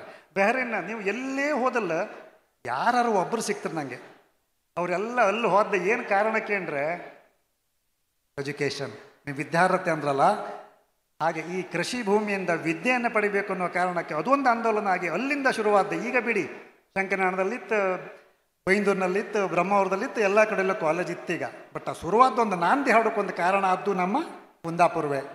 ಹಂಗಾಗಿ ಭಾರಿ ಖುಷಿ ಆಯ್ತು. ಅಷ್ಟು ಮಾತ್ರ ಅಲ್ಲ, ನಂಗಿಲ್ಲಿಗ ಸುಮಾರು ಜನ ಪತ್ರಕರ್ತರು ಕೂತಿರಿ, KCR ಇದ್ರು, ಗಣೇಶ್ ಕಾಸರಗೌಡ್ರು ಇದ್ರು, MV ಕಾಮತ್ ಅಂತ ನೀವೆಲ್ಲ ಕೇಳಿತ್ತು. ಮಣಿಪಾಲದಿಂದ ಬೆಳೆದು ಡೆಲ್ಲಿಗೆ ಹೋಗಿ ಅಮೇರಿಕದ ಪೇಪರಿಗೆಲ್ಲ ಜರ್ನಲಿಸ್ಟ್ ಆದರವರು, ಇಲ್ಲುಸ್ಟ್ರೇಟೆಡ್ ವೀಕ್ಲಿಗೆ ಸಂಪಾದಕರಾದರವರು. ಅವ್ರು ಎಲ್ಲಿಯರು? MV ಕಾಮತ್ ಕುಂದಾಪುರದಾರ. ಬೇಡ, ಮೊನ್ನೆ ನಾವೆಲ್ಲ ಮಾತಾಡೋತೀವಿ ಒಂದು 4 ವರ್ಷದಿಂದ ICICI ಬ್ಯಾಂಕ್ ನಮ್ಮ ಕುಂದಾಪುರಕ್ಕೋ ಇಂಡಿಯಾಕ್ಕೋ ಬಪ್ಪಕ್ಕೆ ಕಾರಣ ಅಂತ ಗೊತ್ತಿತ್ತಾ? ICICI ಬ್ಯಾಂಕ್ ಅಂತ ಹೇಳತ್ತಲ್ಲ, ಅದು ಕುಂದಾಪುರಕ್ಕೆ ಬಪ್ಪಕ್ಕೆ ಕಾರಣ KV ಕಾಮತ್ರ. KV ಕಾಮತ್ರ ಬ್ರಿಕ್ಸ್ ಬ್ಯಾಂಕಿಗೆ ಅಧ್ಯಕ್ಷರು ಒಂದು 4 ವರ್ಷ ಆಗಿರು. ಅವ್ರು ಎಲ್ಲಿಯರು? ಕುಂದಾಪುರದವರು. ವಿದ್ಯಾರ್ಹತೆಯನ್ನು ಕೊಟ್ಟರೂ ಕೂಡ ಕುಂದಾಪುರದವರು ಅದನ್ನು ಹೇಗೆ ತಕೊಂಡು ಹೇಗೆ ಬೆಳಿಬೇಕು ಅನ್ನೋದು ಕುಂದಾಪುರದವರಿಗೆ ಗೊತ್ತು. ದಾನ ಮಾಡೋದು ಗೊತ್ತು, ದಾನದ ಜೊತೆಗೆ ಆ ದಾನದವನ್ನು ಪಡೆದು ಅದನ್ನು ಸಾಕ್ಷಾತ್ಕಾರ ಮಾಡೋದು ಕೂಡ ಗೊತ್ತವರಿಗೆ. ದಾನ ತಗೊಂಡದ್ದು ಹೆಂಗೆ ಅವ್ರಿಗೆ ಕಲ್ಸೋದು ಯಾರೋ ಒಬ್ರು ಅವರಿಗೆ ಉತ್ತೇಜನ ಕೊಟ್ಟು ನೀ ಕಲಿ ಮಗ ಅಂಥೇಳಿ ದೇವಸ್ಥಾನದವರು ಯಾರು ಅವರಿಗೆ ಕಲ್ಲುಕೆಲ್ಲ ಕೊಡ್ತಿದ್ದರಾಗ. ಹಾಗೆ ದುಡ್ಡು ತಕೊಂಡು ಕಲ್ತವ್ರು ಇವತ್ತು ಎಲ್ಲೆಲ್ಲಿಗೆ ಹೋಯ್ರ್ಕಣಿ. ದಾನ ತಗೊಂಡ್ರೂ ಕೂಡ ನಮ್ಮ ಕುಂದಾಪುರದವರು ಅಪಾತ್ರರಲ್ಲ. ದಾನ ಕೊಡುವವರು ಶ್ರೇಷ್ಠರು, ಕುಂದಾಪುರದಲ್ಲಿ ದಾನ ತಗೊಂಡವರು ಕೂಡ ಭಾಳ ಶ್ರೇಷ್ಠರು. ಹಾಗಾಗಿ ಎಲ್ಲಿ ವಿದ್ಯೆ, ಎಲ್ಲಿ ಚಿಂತನೆ ಎಲ್ಲ ಹುಡುಕಿದ್ರು ಕೂಡ ಅದೆಲ್ಲ ನಮ್ಮ ಮಣ್ಣಿನ ಘಮಘಮ ಅಂಬುಕೆ ಯಾವ ಸಂಶಯ ಇಲ್ಲ. ಏನಂತ್ರಿ? ಖುಷಿ ಆಯ್ತು. ಕುಂದಾಪುರದವ್ರು ದಾನ ಧರ್ಮ ಮಾಡೋಕೆ ಮುಂದಂದ್ರೆ ಕೂಡ ನೀವು ಈಗ ವಿದ್ಯಾದಾನ ಮಾಡುವಲ್ಲೂ ಕುಂದಾಪುರದವ್ರು ಮುಂದಿದ್ರು. ಹಂಗೆ ಇವತ್ತು ಕುಂದಾಪುರ ಬದಿ ಮಸ್ತ್ ಕಾಲೇಜ್ ಇತ್ತು, ಶಾಲೆ ಇತ್ತು, ಬೇಕಂಬಷ್ಟು ಕಲುವಷ್ಟು ವ್ಯವಸ್ಥೆ ಇತ್ತು. ಖುಷಿ ಆಯಿತು. ನಮಗೆ ಸುಮಾರು ಒಂದು 55 ನಿಮಿಷ ಕಳೆದಿತ್ತು. ನಾವೀಗ ಮುಗಿಸುವ ಅಂತ ಕೋಪ. ಒಂದು ಪ್ರಶ್ನೆ ನಿಮಗೊಂದು ಕೈ ದಾಟಿಸಿ ಬಿಡುತ್ತೆ. ಮಾತಾಡೋದ್ರು ಮಸ್ತಿತ್ತು ಮಾತಾಡೋಕೆ. ನಾನು ಅವರು ಕುಂದಾಪುರ ವಿದ್ಯಾದಾನ ತಗೊಂಡು ಕುಂದಾಪುರ ಕ್ಷೇತ್ರ ತಗೊಂಡದ್ರಿಂದ ಅದನ್ನು ಸ್ವಲ್ಪ ವಿಸ್ತಾರ ಮಾಡಿ ಹೇಳ್ತೆ. ಈಗ ನಮ್ಮ ಕುಂದಾಪುರ ಅಂದರೂ ಕೂಡ ನಮಗೆ ಬೈಂದೂರು ದಾಟ್ರೆ ಉತ್ತರ ಕನ್ನಡ ಆಯ್ತು, ಈಚೆಗೆ ಉಪ್ಪೂರು ಸೇತುವೆ ದಾಟಿ ಬಿಟ್ರೆ ಕಡೆಗೆ ತುಳುನಾಡು ಆಯ್ತು. ಆದರೆ ನಾವು ಕರಾವಳಿ ಅಂತ ಕರುವುದು ಶುರು ಮಾಡ್ರೆ ನಾವು ಕಾಸರಗೋಡಿಂದ ಹಿಡಿದು ಈಚೆ ಕಾರವಾರದವರೆಗೂ ಕರಾವಳಿ ಬೆಲ್ಟ್ ಅಂತ ನಾವು ಕರಿತೀವಿ. ಇಡೀ ಕರಾವಳಿಗರು ಅಂತ ಕರೀತು. ಆ ಕರಾವಳಿಯಲ್ಲಿ ಬೇರೆ ಬೇರೆ ಬೇರೆ ಬೇರೆ ಬೇರೆ ಬೇರೆ ಅಸ್ಮಿತೆಗಳು ಕಾಣ್ತಾ ಬರ್ತವೆ. ತುಳುನಾಡು ಅಂತ ದೊಡ್ಡ ಕರೀತರು, ಕುಂದಾಪುರ ಅಂತ ನಾವು ಕರೀತು, ಉತ್ತರ ಕನ್ನಡ ದಾಟ್ರಕೊಳ್ಳೋರು ಭಟ್ಟಕಳ ಅಂತ ಕರೀತರು. ಹಾಗೆ ಕರ್ಕೊಂಡು ಕಾರವಾರದವ್ರಿಗೆ ಹೊತ್ತು. ಆದರೆ ಒಂದು ಸೇತುವೆ ದಾಟಿ ಆಚೆ ಈಚೆ ಆದ್ರೂ ಕೂಡ ಸೇತುವೆಯಿಂದ ಆಚೆ ಇದ್ದವರೆಲ್ಲ ತುಳು ಮಾತಾಡ್ತಾರೆ, ಈಚೆ ಇದ್ದವರೆಲ್ಲ ಕುಂದಾಪುರ ಮಾತಾಡ್ತಾರೆ. ಆದರೆ ಆ ಸೇತುವೆ ತುಳು ಮತ್ತು ಕುಂದಾಪುರ ಕನ್ನಡ ಎರಡರ ಮಧ್ಯ ಸಂಬಂಧದ ಸೇತುವೆಯೂ ಇತ್ತು, ಬರೇ ಸೇತುವೆ ಅಲ್ಲ. ಸಾಮರಸ್ಯ ಅಷ್ಟು ಲಾಯಕಿತ್ತು. ಒಬ್ಬರಲ್ಲಿ ಜಗಳ ಆಗ್ತಿಲ್ಲ. ನೀ ತುಳು ಮಾತಾಡೋನು ತಮ ಬೈಯುವುದಿಲ್ಲ, ನೀ ಕುಂದಾಪುರ ಮಾತಾಡೋನು ತಿಮ ಬೈಯುವುದಿಲ್ಲ. ಅಷ್ಟು ಸಾಮರಸ್ಯದಲ್ಲಿ ಬದುಕು ಕಟ್ಕೊಂಡಿರು. ಹಾಗಾಗಿ ಈ ತುಳು ಭಾಷಿಗರು ಮತ್ತು ಕುಂದಾಪುರ ಕನ್ನಡ ಮಾತಾಡುವ ಭಾಷಿಗರ ಮಧ್ಯೆ ಒಂದು ಆಚರಣೆ, ಸಾಮರಸ್ಯ, ಅವರ ಬದುಕು ಒಂದು ಹೇಳಕ್ಕ. ತುಳು ಮತ್ತು ಕುಂದಾಪುರ ಭಾಷಿಕರ ನಡುವೆ ಸಾಮರಸ್ಯ ಯಾವತ್ತಿನಿಂದಲೂ ಇತ್ತು. ಯಾಕಂದರೆ ಆ ಭಾಗದಿಂದ ಹೆಣ್ಣನ್ನು ತರುವಂಥದ್ದು ಅಥವಾ ಈ ಭಾಗದಿಂದ ಅಲ್ಲಿಂದ ಗಂಡನ್ನು ಕೊಡುವಂಥದ್ದು ಸಂಪ್ರದಾಯ ಯಾವಾಗಲೂ ಇತ್ತು. ಉದಾಹರಣೆಗೆ ಇಡೀ ಭಾರತದ ಪ್ರಪಂಚದ ಅತ್ಯಂತ ದೀರ್ಘವಾದಂಥ ಒಂದು ಮೌಖಿಕ ಕಾವ್ಯ ಪರಂಪರೆ ಇದ್ದರೆ ಅದು ಸಿರಿಪಾಡ್ದನ. ಹೋಮರ್ನ ಕಾವ್ಯಕ್ಕಿಂತ ಒಂದು 10 ಸಾಲು ಕಡಿಮೆ ಇರುವಂಥದ್ದು. 1693 ಹೋಮರ್ನ ದೀರ್ಘ ಕಾವ್ಯ ಆದರೆ 1683 ಸಾಲು ನಮ್ಮ ಸಿರಿಪಾಡ್ದನ. ನಿರಂತರ 12 ಗಂಟೆಗಳ ಕಾಲ ಹಾಡ್ತಾ ಇದ್ದಂಥ ಒಂದು ಅದ್ಭುತವಾದಂಥ ಒಂದು ಕೃತಿ. ಆ ಸಿರಿಪಾಡ್ದನ, ಆ ಸಿರಿಯ ಇಡೀ ಘಟನಾವಳಿ ನಡೆಯುವಂಥದ್ದು, ಅದರ 40% ಘಟನಾವಳಿಗಳು ನಡೆಯುವಂಥದ್ದು ನಮ್ಮ ಕುಂದಾಪುರದಲ್ಲಿ. ಬಡಗಲ ಲಂಕೆಯ ನಾಡು ಅಂಥೇಳಿ, ಬಡಗಲ ಲಂಕೆಯ ಲೋಕನಾಡು ಅಂಥೇಳಿ ಅಲ್ಲಿ ಒಂದು ಉಲ್ಲೇಖ ಬರ್ತದೆ. ಅದು ಬೇರೆ ಯಾವುದೂ ಅಲ್ಲ, ಅದು ನಮ್ಮ ಮಾರಣಕಟ್ಟೆ ಅಂಥೇಳಿ. ಸಿರಿ ಹುಟ್ಟಿ ಬೆಳೆಯುವುದೆಲ್ಲ ಮಾರಣಕಟ್ಟೆ ಅಥವಾ ಹಟ್ಟಿಯಂಗಡಿ ಈ ಭಾಗದಲ್ಲಿ, ಈ ಪರಿಸರವನ್ನು ಕೇಂದ್ರೀಕರಿಸುವಂಥದ್ದು. ಅಲ್ಲಿ ಸಿರಿ ಅನ್ನೋದು ಒಂದು ಅದ್ಭುತವಾದ ಪಾತ್ರ. ನಮ್ಮ ಭಾಗದ ಹೆಣ್ಣು ಅನ್ನುವ ಕಾರಣಕ್ಕೆ ನನಗೆ ಭಾಳ ಹೆಮ್ಮೆ. ಯಾಕಂದರೆ ಈ ಕಾಲದ ಡಿವೋರ್ಸ್ ಕೇಸ್ಗಳು ಸಾಮಾನ್ಯ, ಆ ಕಾಲಕ್ಕೆ ಅವಳು ವಿಚ್ಛೇದನವನ್ನು ನೀಡ್ತಾಳೆ, ಬಿಸಾಡ್ತಾಳೆ, ಈಗ ತೆಗೆದು ಕೇರ್ ಮಾಡಲ್ಲ. ಬಹಳ ಕ್ರಾಂತಿಕಾರಿಯಾದಂಥ ಹೆಣ್ಣು ಮಗಳು. ಆಮೇಲೆ ಇನ್ನೊಂದು ಮದುವೆಯನ್ನು ಕೂಡ ಆಗ್ತಾಳೆ, ಧಿಕ್ಕರಿಸಿ ನಡೆದು ಹೋಗ್ತಾಳೆ, ತನ್ನದೇ ಆದಂಥ ಒಂದು ಅಸ್ತಿತ್ವವನ್ನು ಕಟ್ಟಿಕೊಳ್ತಾಳೆ. ಒಂದು ರೀತಿಯ ದುರಂತ ಪಾತ್ರವೇ ಆದರೂ ಕೂಡ ಒಂದು ಬಂಡಾಯದ ಪ್ರತಿಮೆಯಾಗಿ ನಿಲ್ಲುವಂಥದ್ದು ಸಿರಿ. ಆ ಸಿರಿ ನಮ್ಮ ಭಾಗದಿಂದ ಆ ಭಾಗಕ್ಕೆ ಹೋದಂಥವಳು. ಕುಂದಾಪುರ ಮತ್ತು ತುಳುವಿನ ನಡುವೆ ಕಲ್ಯಾಣಪುರ ಹೊಳೆಯ ಒಂದು ಏನದು ಒಂಥರ ಬಾರ್ಡರ್ ಇದ್ದ ಹಾಗೆ. ಆದರೆ ನಮ್ಮಲ್ಲಿನ ಮತ್ತು ಅವರಲ್ಲಿನ ಎಲ್ಲ ಆಚರಣೆಗಳು ಎಲ್ಲವೂ ಸಮಾನವಾಗಿ ಇರುವಂಥದ್ದು. ನಮ್ಮಲ್ಲಿ ಹೊಸ್ತು ಮಾಡ್ತಾರೆ, ಅಲ್ಲಿ ಹೊಸ್ತು ಮಾಡ್ತಾರೆ. ನೀವು ಕೋಟಿಲಿಂಗೇಶ್ವರ ದೇವಸ್ಥಾನ ತುಳುನಾಡಿನ ಅತ್ಯಂತ ದೊಡ್ಡ ಜಾತ್ರೆ ಅಂತೇಳಿ ಇತಿಹಾಸದಲ್ಲಿ ದಾಖಲಾಗಿರುವಂಥದ್ದು. ಇಡೀ ತುಳುನಾಡಿನವರು ಕೋಟಿಲಿಂಗೇಶ್ವರದ ಕೋಡಿ ಹಬ್ಬಕ್ಕೆ ಬರ್ತಾ ಇದ್ದಂಥ ಕಾಲ ಇತ್ತು. ಆಮೇಲೆ ಮಾರಣಕಟ್ಟೆಗೆ ತೆಂಕಣ ದಿಕ್ಕಿನಿಂದ ಎಲ್ಲರೂ ಬರಲೇಬೇಕು, ಹಣ್ಣು ಕಾಯಿ ಮಾಡಲೇಬೇಕು ಎನ್ನುವಂಥ ಪ್ರತೀತಿ ಆ ಕಾಲದಿಂದ ಈ ಕಾಲಕ್ಕೂ ಇದೆ. ಈ ಭಾಗದಿಂದ ನಾವು ಧರ್ಮಸ್ಥಳಕ್ಕೆ ಹೋಗಿ ಅಲ್ಲಿ ನಂಬುವಂಥದ್ದು ತೆಂಕಣ ದೇವಸ್ಥಾನ ಅಂತ ಹೇಳಿ ಆರಾಧನೆ ಮಾಡುವಂಥದ್ದು ಇದೆ. ಹಾಗಾಗಿ ನಮ್ಮ ಎರಡೂ ಭಾಗದ ನಡುವೆ ರಾಜಕೀಯವಾಗಿ ನೋಡ್ಲಿಕ್ಕೆ ಹೋದರೆ ಇತ್ತೀಚಿನ ದಿನದಲ್ಲಿ ನಮ್ಮ ಆ ಭಾಗದಿಂದ ರಾಜಕಾರಣಿಗಳು ಬಂದು ಇಲ್ಲಿ ಸಚಿವರಾಗ್ತಾರೆ, ಇಲ್ಲಿ ಸಂಸದರಾಗ್ತಾರೆ, ಶಾಸಕರಾಗ್ತಾರೆ. ಇಲ್ಲಿಂದ ಹೋಗಿ ಅಲ್ಲಿ ಉದಾಹರಣೆಗೆ ಬೈಂದೂರಿನ ಭರತ್ ಶೆಟ್ಟಿ ಅಂತವ್ರು ಅಲ್ಲೂ ಹೋಗಿ ಶಾಸಕರಾಗ್ತಾರೆ. ಎಲ್ಲ ರೀತಿಯಲ್ಲೂ ನಮ್ಮ ತುಳು ಮತ್ತು ಕನ್ನಡದ ನಡುವೆ ಸಾಮರಸ್ಯ ಇದೆ. ಆದರೆ ಕುಂದಾಪುರ ಕನ್ನಡದ ಭಾಷೆಗೆ ಬಂದರೆ ಅದು ತುಳುವಿನ ನಂತರ ಹುಟ್ಟಲ್ಪಟ್ಟ ಭಾಷೆ ಅನ್ನುವಂಥ ಒಂದು ಮಾತಿದೆ. ಆದರೆ ಅಲ್ಲ, ಯಾಕಂದರೆ DS ಶಂಕರ್ ಭಟ್ರು ಇದು ಅತ್ಯಂತ ಪ್ರಾಚೀನವಾದಂಥ ಕನ್ನಡ, ಕೋಟ ಕನ್ನಡ ಅಂತೇಳಿ, ಕೋಟ ಕನ್ನಡ, ಬಾರ್ಕೂರು ಕನ್ನಡ, ಕುಂದಾಪುರ ಕನ್ನಡ ಎನ್ನುವಂಥ ಉಲ್ಲೇಖಗಳಿವೆ. GS ವೆಂಕಟ ಸುಬ್ಬಯ್ಯ ಭಾಷಾ ಶಾಸ್ತ್ರಜ್ಞರವರು, ಅವರು ಕೂಡ ಶ್ರೀ ವಿಜಯದ ಕನ್ನಡಗಳು ಏನು ಅದು ಕುಂದಾಪುರ ಕನ್ನಡ ಅಂಥೇಳಿ ಹೇಳ್ತಾಳೆ. ನಿಮಗೆ ಪಂಪ, ರನ್ನ ಇವರೆಲ್ಲ ಬರೆದಿರುವಂಥದ್ದು. ಈಗ ದಾಂಟು, ಈ ಪದಗಳ ನಡುವಿನ ಸೊನ್ನೆ, ವಿಕ್ರಮಾರ್ಜುನ ವಿಜಯದಲ್ಲಿರುವಂಥ ಕಾವ್ಯದಲ್ಲಿ ಇರುವಂಥದ್ದು ಕೂಡ ಕುಂದಾಪುರ ಕನ್ನಡದ ಸಾಲುಗಳು. ಅಂದರೆ ಪ್ರಾಚೀನ ಕನ್ನಡದ ಬಹುತೇಕ ಸಾಲುಗಳು. ಕೂಳು ಅನ್ನೋದು ನಮ್ಮದು ತೀರ ಇತ್ತೀಚಿನ ತನಕ ನಾವು ಬಳಸ್ತಾ ಇದ್ವಿ. ಅನ್ನ ಅನ್ನುವಂಥದ್ದು ಸಂಸ್ಕೃತದ್ದು. ಇದು ವೆಂಕಟ ಸುಬ್ಬಯ್ಯ ಅವರು ಮುಂದುವರೆದು ಹೇಳ್ತಾರೆ, ಸಂಸ್ಕೃತದ ಋಣವಿಲ್ಲದ ಸ್ವತಂತ್ರ ಭಾಷೆ ಕುಂದಾಪುರ ಕನ್ನಡ ಅಂತ ಹೇಳ್ತಾರೆ. ಇದು ಬಹಳ ಮಹತ್ವದ ಕೋಟ್ಸ್. ಇದು ಯಾವ ಭಾಷೆಯ ಋಣ ಇಲ್ಲದೆ ತನ್ನ ಸ್ವಂತ ಅಸ್ತಿತ್ವದಲ್ಲಿ ಎದ್ದು ನಿಂತಹ ಭಾಷೆ ಇದ್ರೆ ಅದು ಕುಂದಾಪುರ ಕನ್ನಡ. ಮತ್ತು ತುಳು ಮತ್ತು ಕುಂದಾಪುರ ಕನ್ನಡ ಎರಡೂ ಭಾಷಿಗರ ನಡುವೆ ಒಂದು ಅದ್ಭುತವಾದಂಥ ಸಾಮರಸ್ಯವನ್ನು ನಾವು ಕಾಲದಿಂದ ಕಾಲಕ್ಕೆ ನೋಡ್ತಲೇ ಬಂದವರು. ಧನ್ಯವಾದಗಳು ಗೆಳೆಯರ್ರೆ. ಲೈಕ್ ಮಾಡಿ ಎರಡು ಭಾಷೆಯ ಸಾಮರಸ್ಯ ಹೇಳಿದ್ರಿ. ನಾವಿನ್ನೂ ವಿಷಯಗಳನ್ನು ವಿಸ್ತರಿಸ್ತಾ ಹೋದರೆ ಬಹುಶಃ ಸಮಯ ಆಗ್ತದೆ. ನಮಗೆ ಕೊಟ್ಟ ಸಮಯ ಮುಗಿದ್ರಿಂದ ನಾವೊಂದು ಸಣ್ಣ ಇದನ್ನೇ ಪರಿಷ್ಕಾರ ಅನ್ನೋ ಲೆಕ್ಕದಲ್ಲಿ ಮಾಡಿ ಒಂದು ಪಟ್ಟಾಂಗವನ್ನು ಮುಗಿಸಿಕೊಡುವ. ನಿಜವಾಗಿ ಎರಡು ವಿಷಯಗಳನ್ನು ಗಮನಿಸುವ. ನಾವಿಲ್ಲಿ ಸಮನ್ವಯಕಾರನಾಗಿ ನಾ ಗಮನಿಸ್ತಾ ಇರೋದು ಒಂದು, ಇಂತಹ ಸಂಭ್ರಮದ ಸಭೆಯಲ್ಲಿ ನಿಜವಾಗಿ ಸಂಭ್ರಮ ಅಂದ್ರೂ ಕೂಡ ನಮಗೆ ನೆನಪಿಗೆ ಬಪ್ಪದೆ ಒಂದಷ್ಟು ಕುಣಿಕು, ಒಂದಷ್ಟು ಹಾಡಕು, ಒಂದಷ್ಟು ದೊಡ್ಡ ಗೌಜ್ ಮಾಡಕು, ಗದ್ದಲ ಮಾಡಕು, ಒಂದಷ್ಟು ಫುಡ್ ಫೆಸ್ಟ್ ಆಯ್ಕು, ಅಲ್ಲಿ ಮಕ್ಕಳಿಗೆ ಆಡೋಕೆ ಸಿಕ್ಕು, ಒಂದು ಜಾತ್ರೆ ಆಯ್ಕು. ಒಂದು ದೊಡ್ಡ ಜಾತ್ರೆ ಆದರೆ ಅದು ಸಂಭ್ರಮ ಅಂತ. ಆದ್ರೆ ನಿಜವಾಗಿ ಸಂಭ್ರಮ ಆಗಬೇಕು ಅಂತಾದ್ರೆ ನಾವು ಭಾಷೆಯ ಹೆಸರಿಟ್ಕೊಂಡಿತ್ತು, ಬದುಕು ಅಂತ ಕರೆದಿತ್ತು. ನಮ್ಮ ಭಾಷೆ ನಮ್ಮ ಬದುಕಿನ ಮೇಲೆ ನಾವು ಬೆಳಕು ಚೆಲ್ಲದೆ ಇದ್ರೆ ಆ ಸಂಭ್ರಮಕ್ಕೆ ಅರ್ಥ ಇಲ್ಲ. ಆದ್ರಿಂದ ಆ ಕಾರಣದಿಂದ ಪಟ್ಟಾಂಗ ತುಂಬ ಮಹತ್ವದ ಒಂದು ಯೋಚನೆ, ಒಂದು ಮೈಲಿಗಲ್ಲು ಅಂತ ನಾನು ಭಾವಿಸ್ತೇನೆ. ಮುಂದೆ ಕೂಡ ಕುಂದಾಪುರ ಕನ್ನಡದ ಯಾವ ಹಬ್ಬಗಳಾದರೂ ಕೂಡ ಕುಂದಾಪುರ ಭಾಷೆಯ ಮೇಲೆ, ಕುಂದಾಪುರ ಸಂಸ್ಕೃತಿಯ ಮೇಲೆ ಬೆಳಕು ಚೆಲ್ಲುವ ಒಂದಷ್ಟು ಕೆಲಸ ಈ ವೇದಿಕೆಯಲ್ಲಿ ಆಗಬೇಕು. ಇಂಥ ಪಟ್ಟಾಂಗವೇ ಆಗಬೇಕು, ಹರಟೆ ಆಗಬೇಕು ಅಂತಲ್ಲ, ಯಾವ ನೆಲೆಯಿಂದಾದರೂ ಭಾಷೆ ಮತ್ತು ಬದುಕಿನ ಮೇಲೆ ಬೆಳಕು ಚೆಲ್ಲುವ ಪ್ರಯತ್ನ ಆಗಬೇಕು. ಅದು ಆಗದೇ ಇದ್ದರೆ ನಾವು ಕಳ್ಕೊಳ್ಳುವುದೇನು ಅಂತ ಕೇಳಿದ್ರೆ, ಒಂದು ಭಾಷೆಯ ನಾಶ ಇಡೀ ಸಂಸ್ಕೃತಿಯ ನಾಶ. ಕೇವಲ ಒಂದು ಭಾಷೆಯ ನಾಶ ಅಲ್ಲ, ಆ ಭಾಷೆಯ ಮೂಲಕ ಇಡೀ ಸಂಸ್ಕೃತಿಯ ನಾಶ ಆಗ್ತದೆ. ಇವತ್ತು ನಮ್ಮ ಮಕ್ಕಳು ಮಾತಾಡುವ ಕುಂದಾಪುರ ಕನ್ನಡದಲ್ಲಿ ಒಂದು 50-60% ಇಂಗ್ಲೀಷ್ ಇರ್ತದೆ, ಒಂದು 30-40% ಮಾತ್ರ ಕುಂದಾಪುರ ಕನ್ನಡ ಇರ್ತದೆ. ಇದು ನಾವು ಖಂಡಿತ ಎಲ್ಲರ ಮನೆಯಲ್ಲಿ ಇರುವುದಿದೆಯಾ? ಎಲ್ಲರ ಮನೆ ದೋಸೆಯು ತೂತೆ. ನಾವು ಕುಂದಾಪುರದ ಸ್ವಚ್ಛ ಶಬ್ದಗಳನ್ನೆಲ್ಲ ಇವತ್ತು ಬಿಟ್ಟಾಯ್ತು.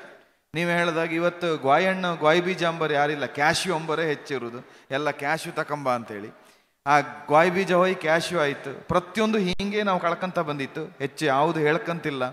ತುಂಬ ಸ್ವಚ್ಛವಾದ ಭಾಷೆ. ಗಿಳಿಯಾರರು ಹೇಳಿದಾಗೆ ಶುದ್ಧ ಕನ್ನಡದ ಭಾಷೆಗಳು ಹಳೆಗನ್ನಡದ ಭಾಷೆಗಳನ್ನೇ ಬಿಟ್ಟಾಕ್ತಾ ಬಂದಿತ್ತು. ನೀವು ಹೇಳ್ದಂಗೆ ಕೂಳಂ ಶಬ್ದ ಬಿಟ್ಟು ತುಂಬ ಟೈಮ್ ಆಯ್ತು. ನಾವೀಗ ಕೂಳು ಹಾಕಂತ ಹೇಳುವುದಿಲ್ಲ, ಕೊಚ್ಚಕ್ಕೆ ಕೂಳು ಹಾಕಂತ ಹೇಳ್ತಿದ್ರು ಮೊದಲು. ಈಗ ಕೂಳಂ ಪ್ರಶ್ನೆ ಇಲ್ಲ, ಊಟ ಮಾಡುವ. ಈಗ ಅಲ್ಲಿ ಅನ್ನ ಅಕ್ಕಿ ಅಲ್ಲಿವರೆಗೆ ಬಂದಿತ್ತು. ನಾವು ಅದನ್ನು ಬಿಡ್ತಾ ಬಿಡ್ತಾ ಬಂದರೆ ಸುದೀರ್ಘವಾದ ಇತಿಹಾಸ ಇದ್ದ ಒಂದು ಭಾಷೆಯ ಮೂಲಕ ಸಂಸ್ಕೃತಿಯನ್ನು ಕಳ್ಕೊಳ್ತೇವೆ. ಸಂಸ್ಕೃತಿ ಉಳಿಬೇಕು ಅಂತಾದರೆ, ಸಂಸ್ಕಾರ ಇರಬೇಕು ಅಂತಾದರೆ ಭಾಷೆ ಪ್ರಧಾನ. ಅದರಿಂದ ನೀವು ಋಷಿಯನ್ನು ಆಗ ಉದಾಹರಿಸಿದ್ರಿ, ಋಷಿ ಕೃಷಿ ಅಂತ. ಋಷಿ ಮಾಡಿದ ದೊಡ್ಡ ಕೃಷಿಯೇ ಭಾಷೆ, ಋಷಿಗಳಿಂದಾದದ್ದು ಭಾಷೆ. ಯಾಕಂದರೆ ಗೋತ್ರ ಪ್ರವರ್ತಕರಾಗಿ ನಮಗೆ ಕೊಟ್ಟದ್ದು ದೊಡ್ಡ ದೊಡ್ಡ ಭಾಷೆ, ದೊಡ್ಡ ದೊಡ್ಡ ಸಂಸ್ಕಾರ. ಆಯಾಯ ಋಷಿ ಅಲ್ಲಲ್ಲಿ ಸಂಸ್ಕಾರವನ್ನು ಕಟ್ಟಿದ್ರು. ಅಗಸ್ತ್ಯರಿಂದ ದೀಪ್ತವಾದ ನಾಡು ನಮ್ಮದು. ಅಗಸ್ತ್ಯರು ಕಟ್ಟಿಕೊಟ್ಟದ್ದು ದೊಡ್ಡ ಕುಂದಾಪುರದ ಸಂಸ್ಕಾರ ಸಂಸ್ಕೃತಿ. ಅದು ಕೈದಾಟಬೇಕು ಅಂತಾದರೆ ಇಂತಹ ಪಟ್ಟಾಂಗಗಳಾಗಬೇಕು. ಅನೇಕ ಪಟ್ಟದ ಅಂಗವಾಗಿ ಇಂಥದ್ದು ನಡೆಯಬೇಕು. ತುಂಬ ಒಳ್ಳೆಯ ರೀತಿಯಲ್ಲಿ ವಿಚಾರಗಳನ್ನು ಚಿಂತನೆಗಳನ್ನು ಮಂಡಿಸಿದಂಥ ಓಂ ಗಣೇಶ್ವರವರಿಗೂ ಹಾಗೂ ವಸಂತ ಗಿಳಿಯಾರವರಿಗೆ ಆಯೋಜಕರ ಪರವಾಗಿ ಮತ್ತು ವೈಯಕ್ತಿಕವಾಗಿ ಒಂದು ವಿಶೇಷ ಧನ್ಯವಾದವನ್ನು ಅರ್ಪಿಸ್ತೇನೆ. ನಾವಲ್ಲಿ ಆ ಕ್ಷಣಕ್ಕೆ ಕೊಟ್ಟ ವಿಷಯವನ್ನು ಒಂದಷ್ಟು ನಿಮ್ಮ ಸುದೀರ್ಘವಾದ ಅನುಭವದಲ್ಲಿ ಹೃಸ್ವವಾಗಿಸಿ ಎಷ್ಟು ಬೇಕೋ ಅಷ್ಟನ್ನು ಕೊಟ್ಟಿದ್ದೀರಿ. ಸುಮಾರು 1 ಗಂಟೆಗಳ ತಾಸು ಅವಧಿ ತುಂಬ ವ್ಯವಧಾನದಿಂದ ಕೇಳಿದ್ದೀರಿ. ಅಲ್ಲಲ್ಲಿ ಕೆಲವರು ಅವರವರದ್ರಲ್ಲಿ ವ್ಯಸ್ತರಾದರೂ ಕೂಡ ತುಂಬ ಮಂದಿ ಭಾಳ ಆಸಕ್ತಿಯಿಂದ ನಮ್ಮ ಮಣ್ಣು, ನಮ್ಮ ಸಂಸ್ಕೃತಿ, ನಮ್ಮ ಭಾಷೆ ಅನ್ನುವ ಅಭಿಮಾನದಿಂದ ಕೇಳಿದ್ದೀರಿ. ಹಾಗಾಗಿ ಕೇಳಿದಂಥ ಶ್ರೋತ್ರಿಯ ಬಂಧುಗಳು ನಿಮಗೂ ಕೂಡ ಇದನ್ನು ಆಯೋಜಿಸುವಲ್ಲಿ ಒಂದು ಮಾಸ್ಟರ್ ಮೈಂಡ್ ಆಗಿ ತೊಡಗಿಸಿಕೊಂಡವರು ದೀಪಕಣ್ಣ ಮತ್ತು ಉದಯ್ ಮಾಸ್ಟರ್ ಇದ್ದಾರೆ.